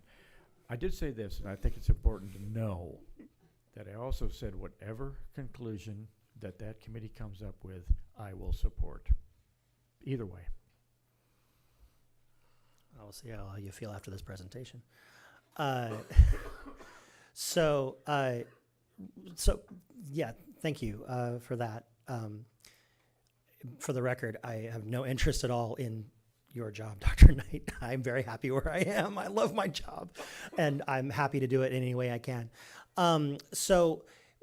As Carl alluded to, a couple of years ago, we were asked as an institution to take a look at the mascot for Carmel High School, and this was born out of a number of conversations. It's not a new topic, quite frankly. When we did some research, there are articles in the school newspaper going back a decade talking about this particular issue, and the hope was by convening a study group, we could take a look at the mascot's role as a representative of the school and the school culture. And so what I'm going to present to you this evening are the kind of the highlights of what the study group came up with, and kind of let you chew on it however you feel is necessary. So if we can move to the first slide there. The marks on the board now. Oh, look out. And in typical fashion, I forgot my glasses. So our role as a study group was relatively narrow, was just to determine the validity of the mascot, not to make a specific recommendation as to should we call ourselves something else or should we make a change, but to look at the role. Our role was to answer the narrow question of whether the CHS should maintain the Padre as our current mascot. The group was comprised of members of the faculty, parents, students, alum. Thank you so much. My computer's over there, that's why. CHS faculty, parents, students, alumni, and community members. The way that we constructed the committee was it was an open application. There was an application that everybody could fill out. We had, I believe at the time, just shy of 40 applicants throughout the community, some student representation, some parents, some community members, faculty, staff. From there, myself and at that time, interim Superintendent Dellis and Aubrey Powers, who serves as the co-chair of this, vetted that down to what we felt would be an appropriate membership. We looked at from the alumni perspective, how far removed they were from graduating from Carmel High School to try to get a cross-section of different age groups within our alumni discussion. Within the student group, we tried to find students who run the spectrum from grades 9 through grades 12. Teachers, we tried to find teachers who had some historical knowledge of the campus. So we're kind of worked towards the idea of maybe more veteran teachers who had some history. Predominantly because I didn't at the time. That was year 1.5 for me. So I was coming in purely with an outside perspective in this conversation because I hadn't been here very long at that time. So that was kind of the composition. Mark, we can roll on to the next one. I think it's important before I get into the kind of the observations of the material is to recognize the time.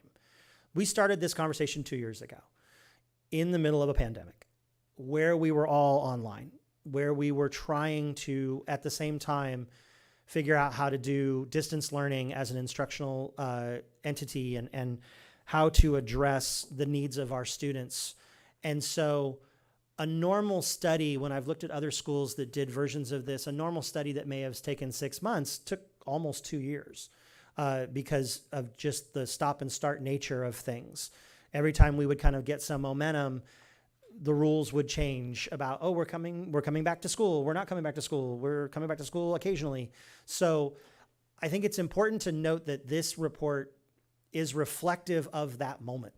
And I think that particularly when we started looking at the data that the surveys were bringing back to us, particularly the qualitative data, there was a fair amount of conversation not about the mascot. There was conversation about other things. And I think that if I make my own evaluation of this, colored our response because folks were viewing it through the lens of that moment in time, which in 2020 was a very different universe than certainly where we are now and even where maybe 6 months ago as it relates to the pandemic and all those other things. Mark, we can move on. So some key observations, and I'm going to just read these because I think it's important. I want to reflect the work that the committee wrote, not my interpretation of the work.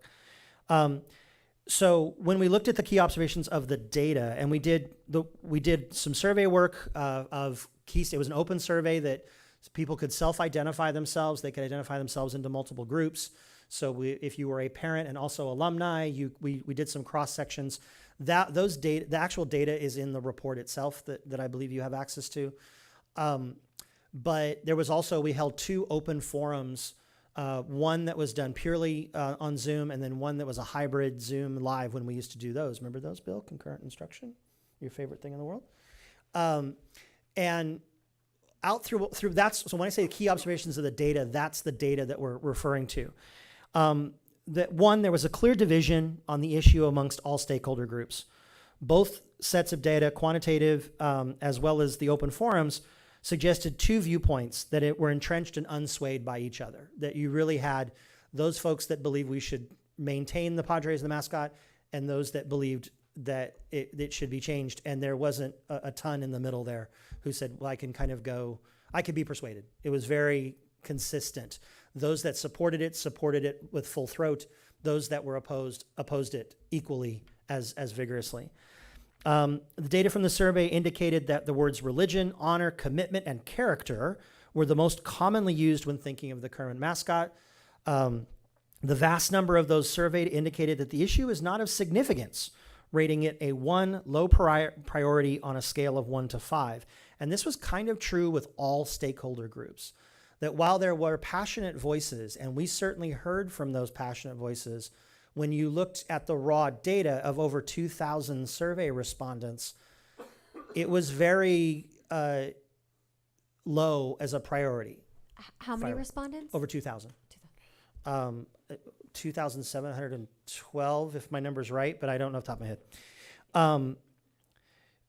So that it wasn't really rated as a high priority. Again, that could be reflective of the time that we did the survey. It could be reflective of the other experiences that we were going on, but it was a key point of discussion amongst the study group. And we met multiple times. We had multiple conversations, well over, between in-person, Zoom, and other things over the couple years of time. We met 8 to 12 times as a group, plus independent conversations that we were having, doing our own background, our own research, things like that. So, Seabury. And remind me again how many were in the committee? So it kind of, again, even that was somewhat fluid. We started with 15. I was not a voting member, and nor was Ms. Powers. We were there purely as a chair to keep the conversation moving forward and establish the process, if you will. That dwindled over time. We lost some students because they graduated. It became harder and harder for the students to maintain their presence on the committee, just because they were trying to keep engaged in school, and we wanted to be respectful of that. We did have one of the adult members dropped out halfway through. So by the time we reached the end point, we had 9 voting members left on the committee who were there. And that's not uncommon in committee work that goes a long time, right? You're going to lose people along the way. And the other thing that I have tried to be, and I do think I want to make this, first of all, I appreciated the work that they did because they were passionate about it. They were respectful. No chairs were thrown. It was a wonderful, good exchange of ideas. We had differing viewpoints in the conversation. I have taken great lengths to not make their names public, particularly with the students, because when we started reading through some of the commentary, this is a pretty passionate conversation for some people, and I wanted to respect the students, and I didn't want to put them in a position where they had to defend something. And so I was accused at one point of seeking all the glory in this conversation, and it was more because I didn't feel it was appropriate for others to be asked those questions along the way. And so that's why there's been a little cloak and dagger with it, only because I just didn't feel comfortable just publicizing here's who's on the committee. And here, the adults, I was less concerned about it. They're adults. But when it came to kids, I wanted to be respectful. Of those who identified as wishing to keep the current mascot, the age distribution favored alumni who are older, with the largest portion being ages 46 to 59 and 60 plus, who were the alumni group that were the most in favor of keeping the mascot. Of those identified of wanting to replace the mascot, the age distribution was more varied, with a third of this group coming from the age bracket of 31 to 45. Overwhelmingly, our responses to the survey came from alumni. When you looked at the breakdown, more alumni responded to the survey than any other group. The committee was keen to pay particular attention to current student viewpoint. With that in mind, a few points should be highlighted. Roughly 50% of the students in the 2021 school year were surveyed, which is a significant number. We rarely get that kind of a survey response from kids. The viewpoint at that point was split, with 51.6% of the students wishing to keep the mascot, 48.4% wishing to make a shift. So that was the current student viewpoint in 2021. And about half the students found the issue to be of little or no importance at the time of the survey. From the open forums, some key observations, because I'm going to go a little quicker because I promised to keep this under 10 minutes. During the open forums, participants expressed clear beliefs about the issues on both sides.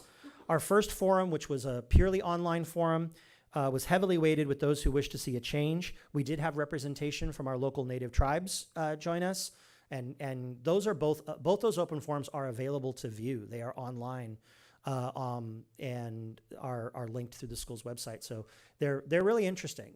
They were great experiences. And again, I will say that those people that came and spoke very respectfully and passionately about their viewpoint. And I think it definitely played into our conversations.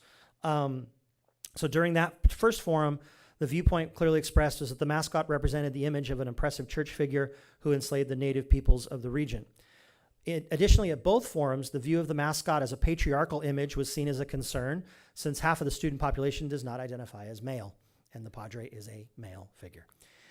There does not appear to be any written record of the original debate back in 19... John, I'm sorry. Oh, yeah. Half of the Carmel High School student population doesn't identify as male. What is that? They're girls. They're female or non-gender.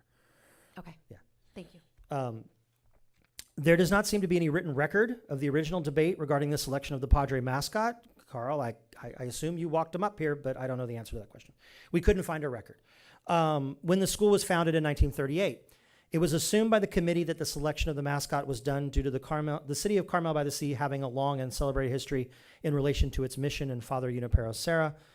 It is not known if the selection of the mascot was a direct link to Father Serra or for a more generic representation of the Catholic religious position of Padre. We could not find any evidence. We looked through the record. We called the city of Carmel's public library to see if they had any sort of public record. There was no knowledge as to why that was selected back in 1938. Sorry?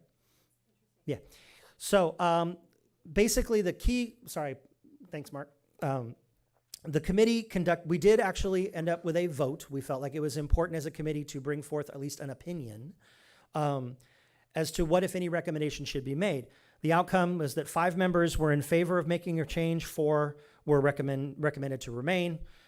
Without a clear consensus, the committee is essentially declining to make a formal recommendation either way at this time. The timing of the study and the highly extraordinary circumstance of a global pandemic made it of little importance to the current student population. So that's kind of where we're at. Any questions? Thoughts? I'm sure. Thank you, John. I will now leave. No. I also want to acknowledge, I think you have one of your mascot committee members in attendance as well. So yes. Yes. So if there are any questions, Yeah. possibly. Carl, we'll start with you. No. Well, sounds like a toss-up. But I think it's pretty clear that Padres have always been Padres. Serra was only one Padre. If you drive through the streets of Carmel, there's 6, 7 other, Padres whose names are on those streets. So I think the idea there was Padres because of the significance of Serra and what he got done, but also all of those that followed him in that same role all the way up until about, I don't know, maybe 1875 or somewhere right around there, 1880, when it became, Harry Downey, who started doing the restoration of the mission, and all of that kind of got lost. So I don't know if that's helpful, but I don't really have a lot to add to it. I think you've done a pretty good job of explaining where you are and how you got there. I can see the issue on both sides pretty clearly, and I'm going to leave it right there. I have a couple questions. My first question was there any discussion during the open forum or within the committee about the issue of this being a religious figure and the separation of religion and education?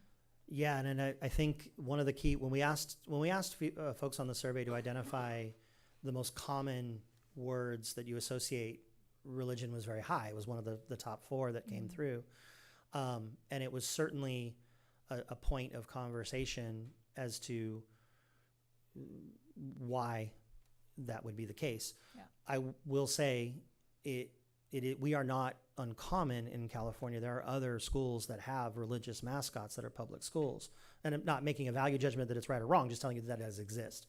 And obviously there are a number of groups that are in various states of their own study. This is something that's happening in high schools throughout the United States. But it was certainly a part of the conversation. Okay. Yeah. My next question is, I think in order for the committee or those that maybe responded to the survey, if we decide to do it again, which is my opinion that we should kind of reevaluate, there seems to be like there should be some education about again, I'm just speaking on behalf of my point of view, the brutal history of the Padres in this area.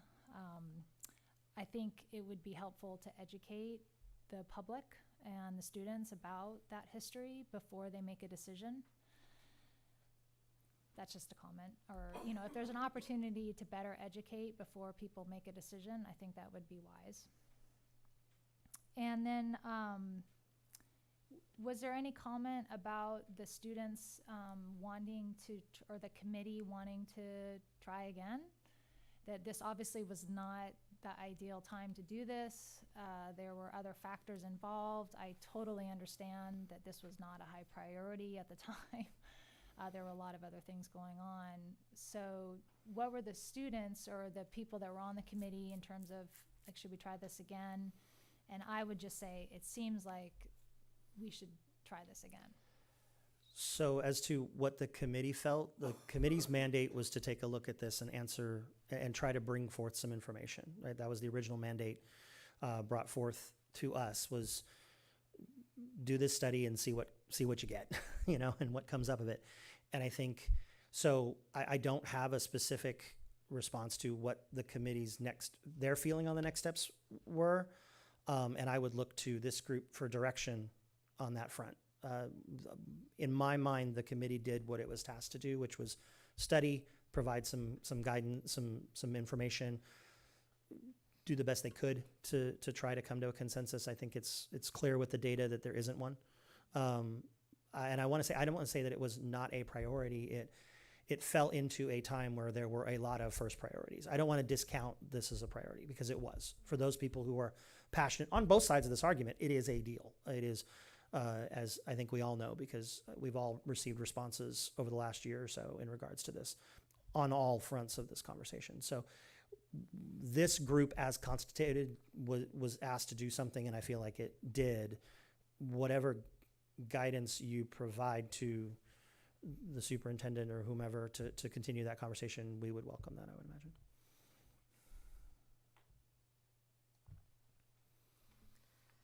Well, I've certainly had some experience with this one. I was called into somebody's house for them to tell me exactly what they thought of the Padre as a mascot.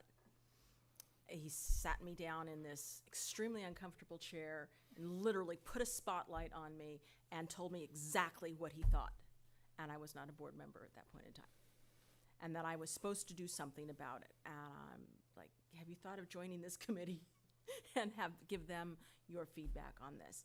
Lo and behold, I do not think he made it to the committee, but I have come to my understanding that there's very few items that the student body gets to choose. The mascot being one of them, the colors of the school being the other, and I think that there's very few other items that we actually allow the kids to have control to do what they want to do with it. I think that the students definitely need to be informed of both sides of the situation. I think they need to definitely know the history that relates to it. And I have seen Aubrey Powers teach. She comes from a social studies background. She is probably as well versed as anybody else to be able to do this. She was a part of the committee. I think that she's in charge of ASB. I think that the students need to live it. This is their mascot. This is their experience. This is their high school takeaway. I have my own mascot. Carl has his mascot. You have yours. You have yours. I'm assuming everybody else who graduated from high school has their mascot. this is the student's mascot. If they feel that this point in time it's not theirs to, relate to anymore, it's not relatable, or it is somehow absolutely intolerant, which I have my own personal opinions about it, I think they're entitled to have their mascot. They have to live it. They're the ones who have Padres written on their sweatshirts. They're the ones who've got documents that say, home of the Padres. They drive up to school and see home of the Padres. They're the ones who have to experience that on a daily basis, knowing they should know exactly what it means and what new meaning it has taken on. So that's where I leave it. I leave it with the students' hands. That brings up a thought, Anne Marie. One thing this has done is created an awful lot of interest in the history of the Padres and their mission in California, which quite honestly has not been well represented by public schools in California and the textbooks that the kids use. I don't want to use the word whitewash, but I think that we've not just this issue.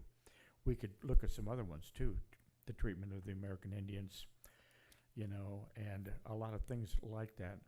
So one of the upsides to this for me has been an awful lot more interest in what really happened, or at least accounts of what really transpired. And that, so that is a plus, and not just from adults, but from kids, who have really looked into this with a different lens. Okay, so I have a couple questions. One was, did any of the data measure the response from a gender perspective? We didn't slice it that way. We could. We still have the raw data. I could certainly go back and do it. I think that when we started to see kind of an overwhelming trend of split and split with low priority, I think that was probably our driving guidance, was that we didn't see a particular subsect that just in the data that we did start to look at.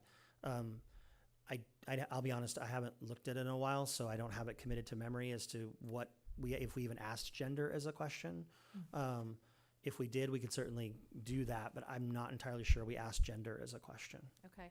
So I also wanted to highlight the committee making the recommendations, and I'm curious, to ask this question to Ted, is are we taking a fresher look at what the committee recommended? And that was that there be a concerted effort to increase education about the nature of the conversation of both curriculum and school practice in order to better educate our students about the history of the Padre and the native populations of the Monterey Peninsula, and then a greater understanding, and then how do we add this into the K-12 curriculum? I know fourth grade curriculum on the missions has significantly changed, and they're looking at it from several different perspectives, and I happen to know that too because I'm teaching fourth grade right now, but and really giving voice to all the sides, because there are many different perspectives, but I'm curious, looking at it from a K-12 curriculum, are we looking at this?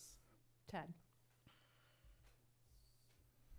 I think sitting in on the last two meetings, that was probably the thing that we had consensus was, regardless of what we do, there was a need for not only students but also staff and community to all be better aware of the history surrounding the Padre mascot. And so, we have an ethnic studies curriculum that's going to be mandated by the state here shortly. Like you said, it's in fourth grade history. You guys know with my reorganization, we are much more focused on creating an aligned curriculum where we could do some of that work and make sure that those standards are aligned across grade levels. But I don't know, that was kind of my takeaway, was and these are my words, I don't believe that the committee felt that the people who were answering really had the information. And even when Seabury's making her, the comment about asking those questions, it brought me back to the survey we're working on right now. How do you ask that question without making it leading? Well, it's interesting too, because the committee recommended doing more surveys to gauge the viewpoints of the students and if they change over time.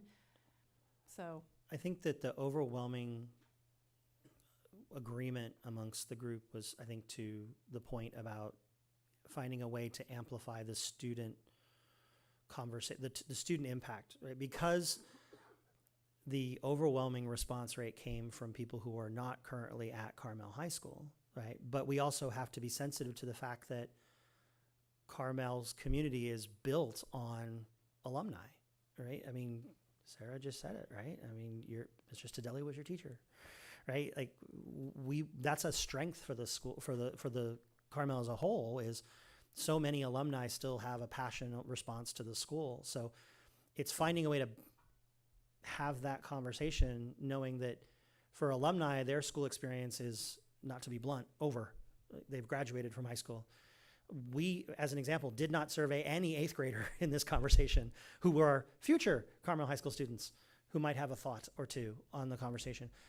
I'm not asking for anything. I'm literally, my task was to give you guys information and then get guidance, or leave it at that. I'm not advocating one way or the other, just to present the findings of the committee, and kind of go from there. So if you guys say that you want us to do something, we'll do it, but I don't have any. So at this point, this is just a discussion item, but Yeah. or information only. But Ted, I mean, at this point, that's the recommendation, to kind of let it lie and let it be driven by students moving forward? There isn't really a recommendation at this point. I think, as John said, and again, this was kind of interesting to come in the middle of it, in terms of, well, what was the direction? And there were some of those conversations. Do we need to tell the board yes or no on the mascot? And it was, I think it was an interesting topic to tackle at the time without a lot of direction. I don't think that anyone on that committee felt, that their job was to tell you change it tomorrow or don't change it tomorrow. But again, I think the universal thing we heard was we need more education.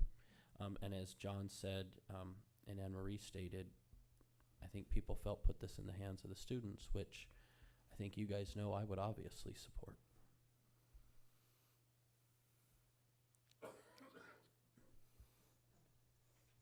I just have 2 quick questions. When you discuss the words that came to mind when describing the Padre, were those in any order? Just select all. The question had a number of words associated to it, and they could pick as many as they, Got it. or I want to say they could pick 3 that they felt reflected their view. The questions were, when we built the survey, we looked at what other schools had used. So we weren't writing essentially blind. We were trying to, there were schools that had recently gone through a similar experience. We looked for similar kind of, and kind of worked with those in mind. So, and I can't speak to whether they were good or not. I just, in my research, those were school districts and schools where either I knew somebody or I had a working understanding of that district's way of doing business.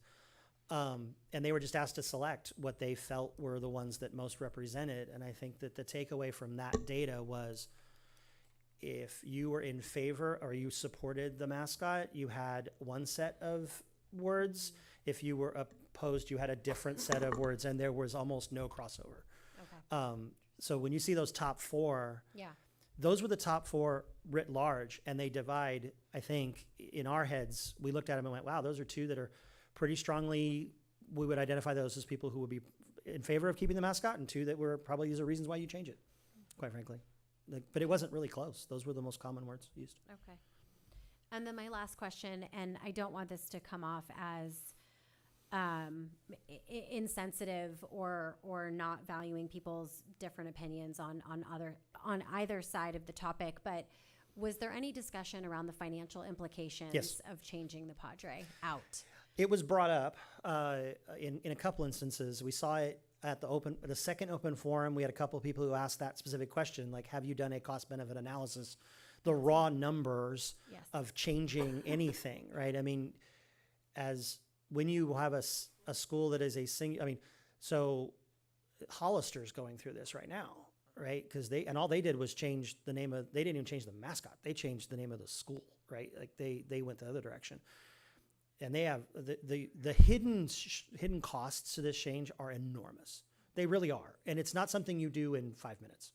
right? It takes a long time because you have to find all the places that you've put that. I'll give you an example, right? We about, well, predates me, maybe about 5 years ago, went to that new logo that's up there, right, with the Block C. I can't get that on Wikipedia because they won't change it. And that's not even reflected. It's just that's our current logo. That's what we use. And so finding all the little nooks and crannies that your mascot is a time-consuming process, I think. And one school that I did some research on, they identified as a 3-year transitional process. Yeah, but that's, again, depends on your situation, right? And how much work you've done just recently, tearing up a football field and putting a new one down costs money. So yes, and I agree. We did absolutely have that conversation to say, what if that, and it, because it does play into this conversation. We are a public institution and we want to make sure we're allocating our funds correctly. Well, yeah, and I ask only in terms of, Ted was talking about the role and responsibility of the board, and we do have some fiduciary responsibility here as well. So I just want to make sure that question has been put out there. Again, not to sound insensitive, but it is something to think about. One more quick thought. You look at high school mascots, especially in Monterey County, much of it is historical. I'll give you some examples. The Salinas High School Cowboys. Well, the Monterey High School Toreadors, none of which are females. Robert Louis Stevenson Pirates, and there's a good one. But if you look at it, they're tagging on to the history of their communities. And I think that's kind of the origin of a lot of this. Probably. And it needs to be said that the Padres are that too, historical to Carmel, as the Cowboys are to Salinas, as Pirates are to Robert Louis Stevenson and his books, and that kind of thing. So, there's that historical piece to it, and then of course there are the issues associated with the history. I mean, the Toreadors weren't necessarily nice to bulls. And you can go on and on about pirates, or you can go on and on about cowboys and animals and rodeos and all of those things. So, from an origin perspective, I think that needs to be a footnote, is they're just looking back to whatever the preponderance of history would indicate to different communities. Not making it right or wrong, but I think that's what the origin really is. Well, thank you again for this fruitful discussion, and thank you to fellow board members for the questions and comments as well. Moving on to agenda item 3D. This is resolution number 22-04 regarding project approval and notice exemption. Welcome. Oh, sorry, I moved on to D. Sorry. So this is resolution 22-03 calling for the Board of Education election and setting the specifications of that election. And I'll pass it off to you, Ted. Yes, this is our, would it be every other year notice of the upcoming election. And so this is the board's opportunity to, and do we have specific verbiage we have to read? No, there's specific data in there that tells what the past history has kind of been, to where they will pay for it up to 200 words, and if it's a tie, that it's what they're going to do if there's a tie election.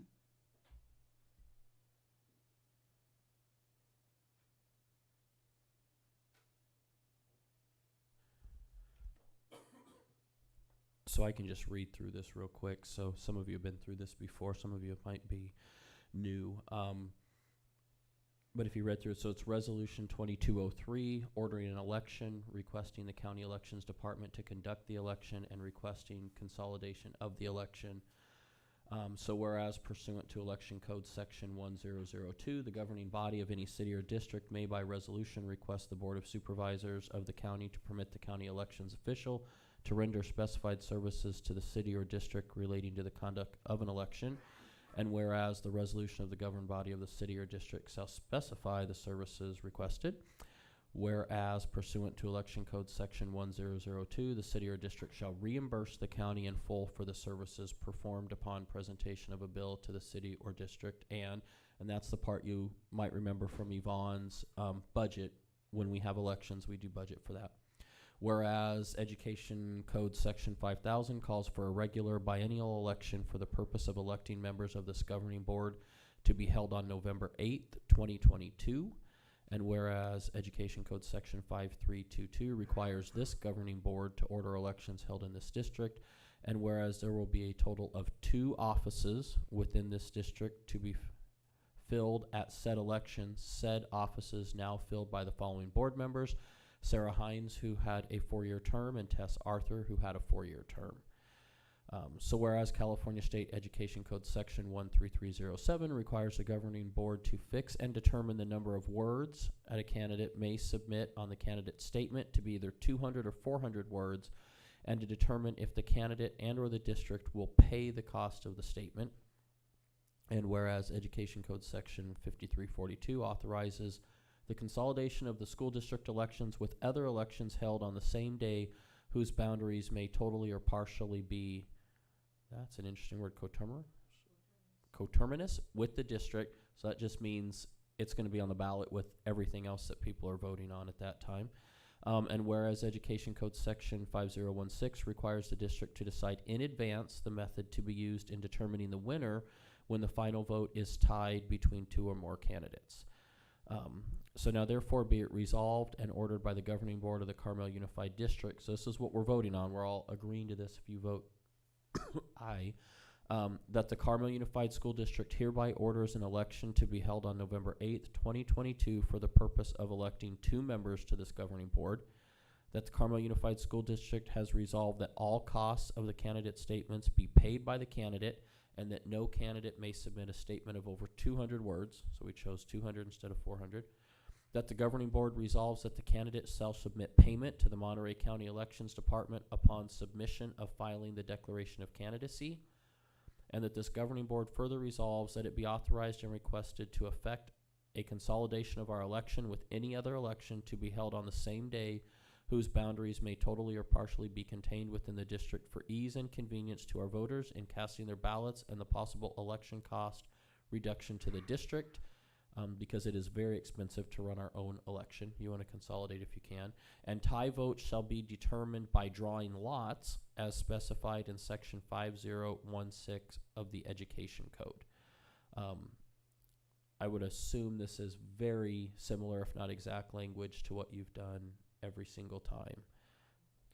It's pretty much boilerplate. So the 400 word versus 200 word, is that a cost expense, or what's the point behind that? So you get to choose either one. I don't know if there's a cost difference. If there was, it would be for the candidate. Not for us. I'm wondering why we would want to limit anybody. If there's no expense and there's, I thought that the candidate statements at the county had a limit. They do. Yeah, they have a limit that we have to follow. Say it again. Okay. We did? I'm fine with it. Just a question. It might have been because you were up and didn't want to write 400 words, Carl. Well, I wanted to go as a write-in again to be able to save the money. There you go. So yeah, I mean, if someone wants to make a motion to amend that, we obviously can, but it sounds like 200 is what we've traditionally used. I'd make a motion to approve it. Second. Board President Sarah Hines. Yes. Board Clerk Tess Arthur. Yes. Board Member Anne Marie Rosen. Yes. Board Member Seabury Nakbar. Yes. Board Member Carl Palestrini. Yes. Okay, sorry, Dan. Agenda item 3D, this is resolution 22-04 regarding project approval and notice of exemption for the board. This will be a roll call vote. Okay, this one's really quick. This is the notice of exemption for the 2 portable classrooms we're going to add at River School. They're categorically exempt under CEQA, so this is pretty straightforward. You approve it, we submit the paperwork to the county, get it recorded, and the project moves forward. It's pretty straightforward. Great, thank you. Dan, are they exempt because they're portable? Because they're portables? Just They're curious. exempt because the condition is under 10 classrooms or 25% capacity increase, and because it's only 2 classrooms, we don't meet either of those thresholds, so it's a minor addition. Gotcha. Thank you for that. May I please get a motion? I'll make a motion to approve as presented. Second. Board President Sarah Hines. Yes. Board Clerk Tess Arthur. Yes. Board Member Anne Marie Rosen. Yes. Board Member Seabury Nockbar. Yes. Board Member Carr Palestrini. Yes. And thank you, Dan. I know River School desperately needs these and this space, so thank you very much for your work on this. Agenda item 3E, this is resolution 22-06, Day of the Teacher, and I'll pass it off to you, Ted. And for the Board of Education, this will be a roll call vote.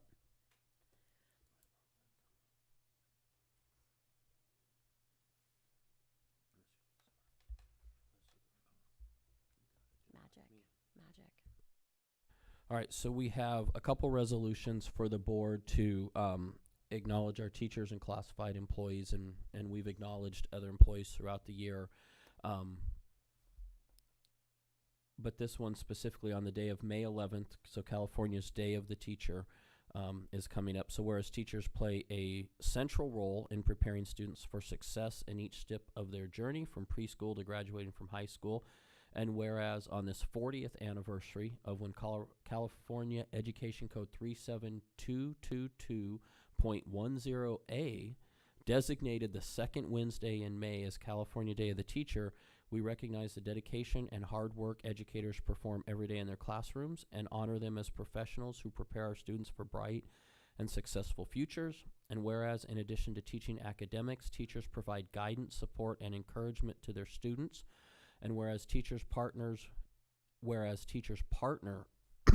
with parents, families, and the communities to provide leadership and encouragement and retrieve the knowledge to address student learning styles, create effective instructional methods, and provide a positive educational environment.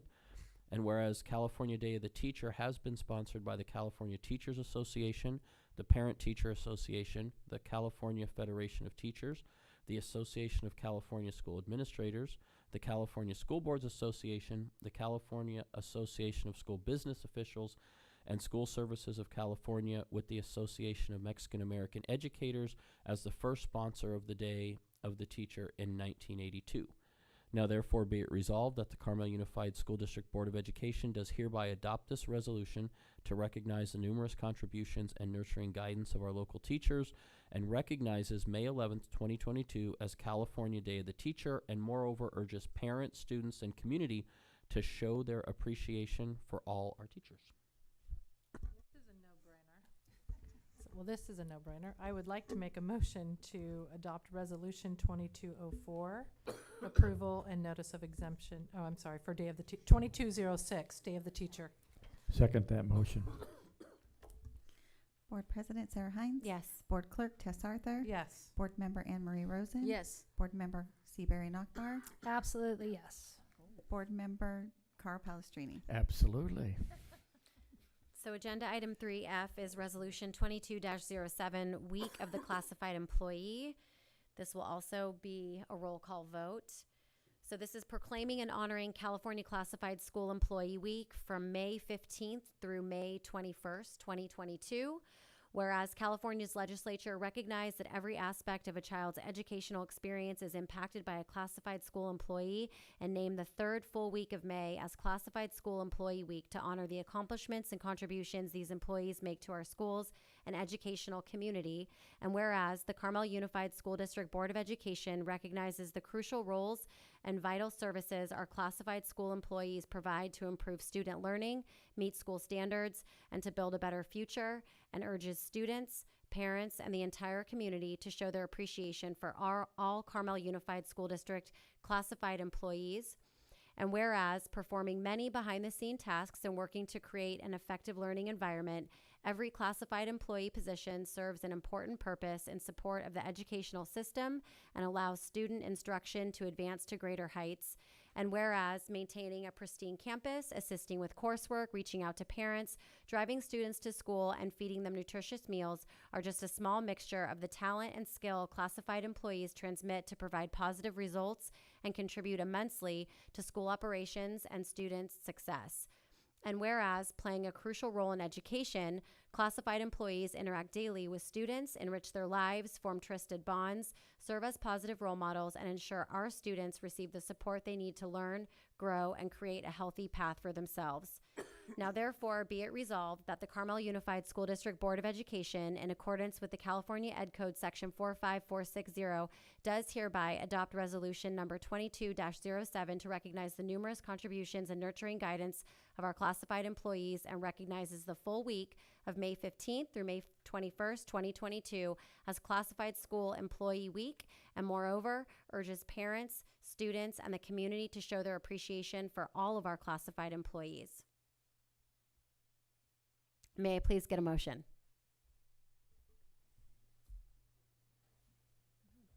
So moved. This is another no-brainer. Why do they get a week and the teachers only get a day? That's the way it is. I second. Board President Sarah Hines. Yes. Board Clerk Tess Arthur. Yes. Board Member Anne Marie Rosen. Yes. Board Member Seabury Nachbar. Yes. Board Member Carl Palestrini. Absolutely. All right, thank you all. This concludes the general session of our board meeting this evening. We will adjourn into closed session. And before adjourning into close, I will identify our closed session items. We have a conference with legal counsel, anticipated litigation, significant exposure to litigation pursuant to Government Code 54956.9, Subdivision D2, one case regarding League of United Latin American Citizens, California Voting Rights Act's CVRA letter. Closed session agenda item B is public employee discipline, dismissal, release complaints pursuant to Government Code 54957, Subdivision B1. And closed session agenda item C is public employee performance evaluation pursuant to Government Code 54957, Superintendent. And with that, we will end open session and convene into closed. Thank you all for joining us this evening. We appreciate it.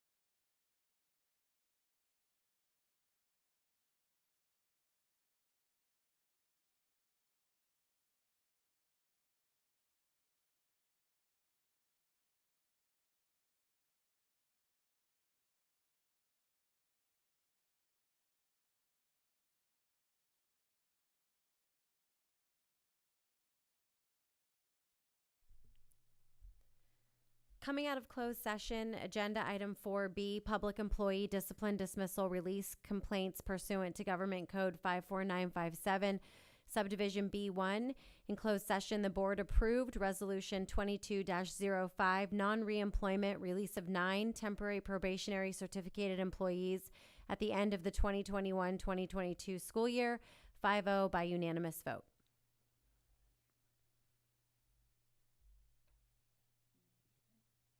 Meeting adjourned.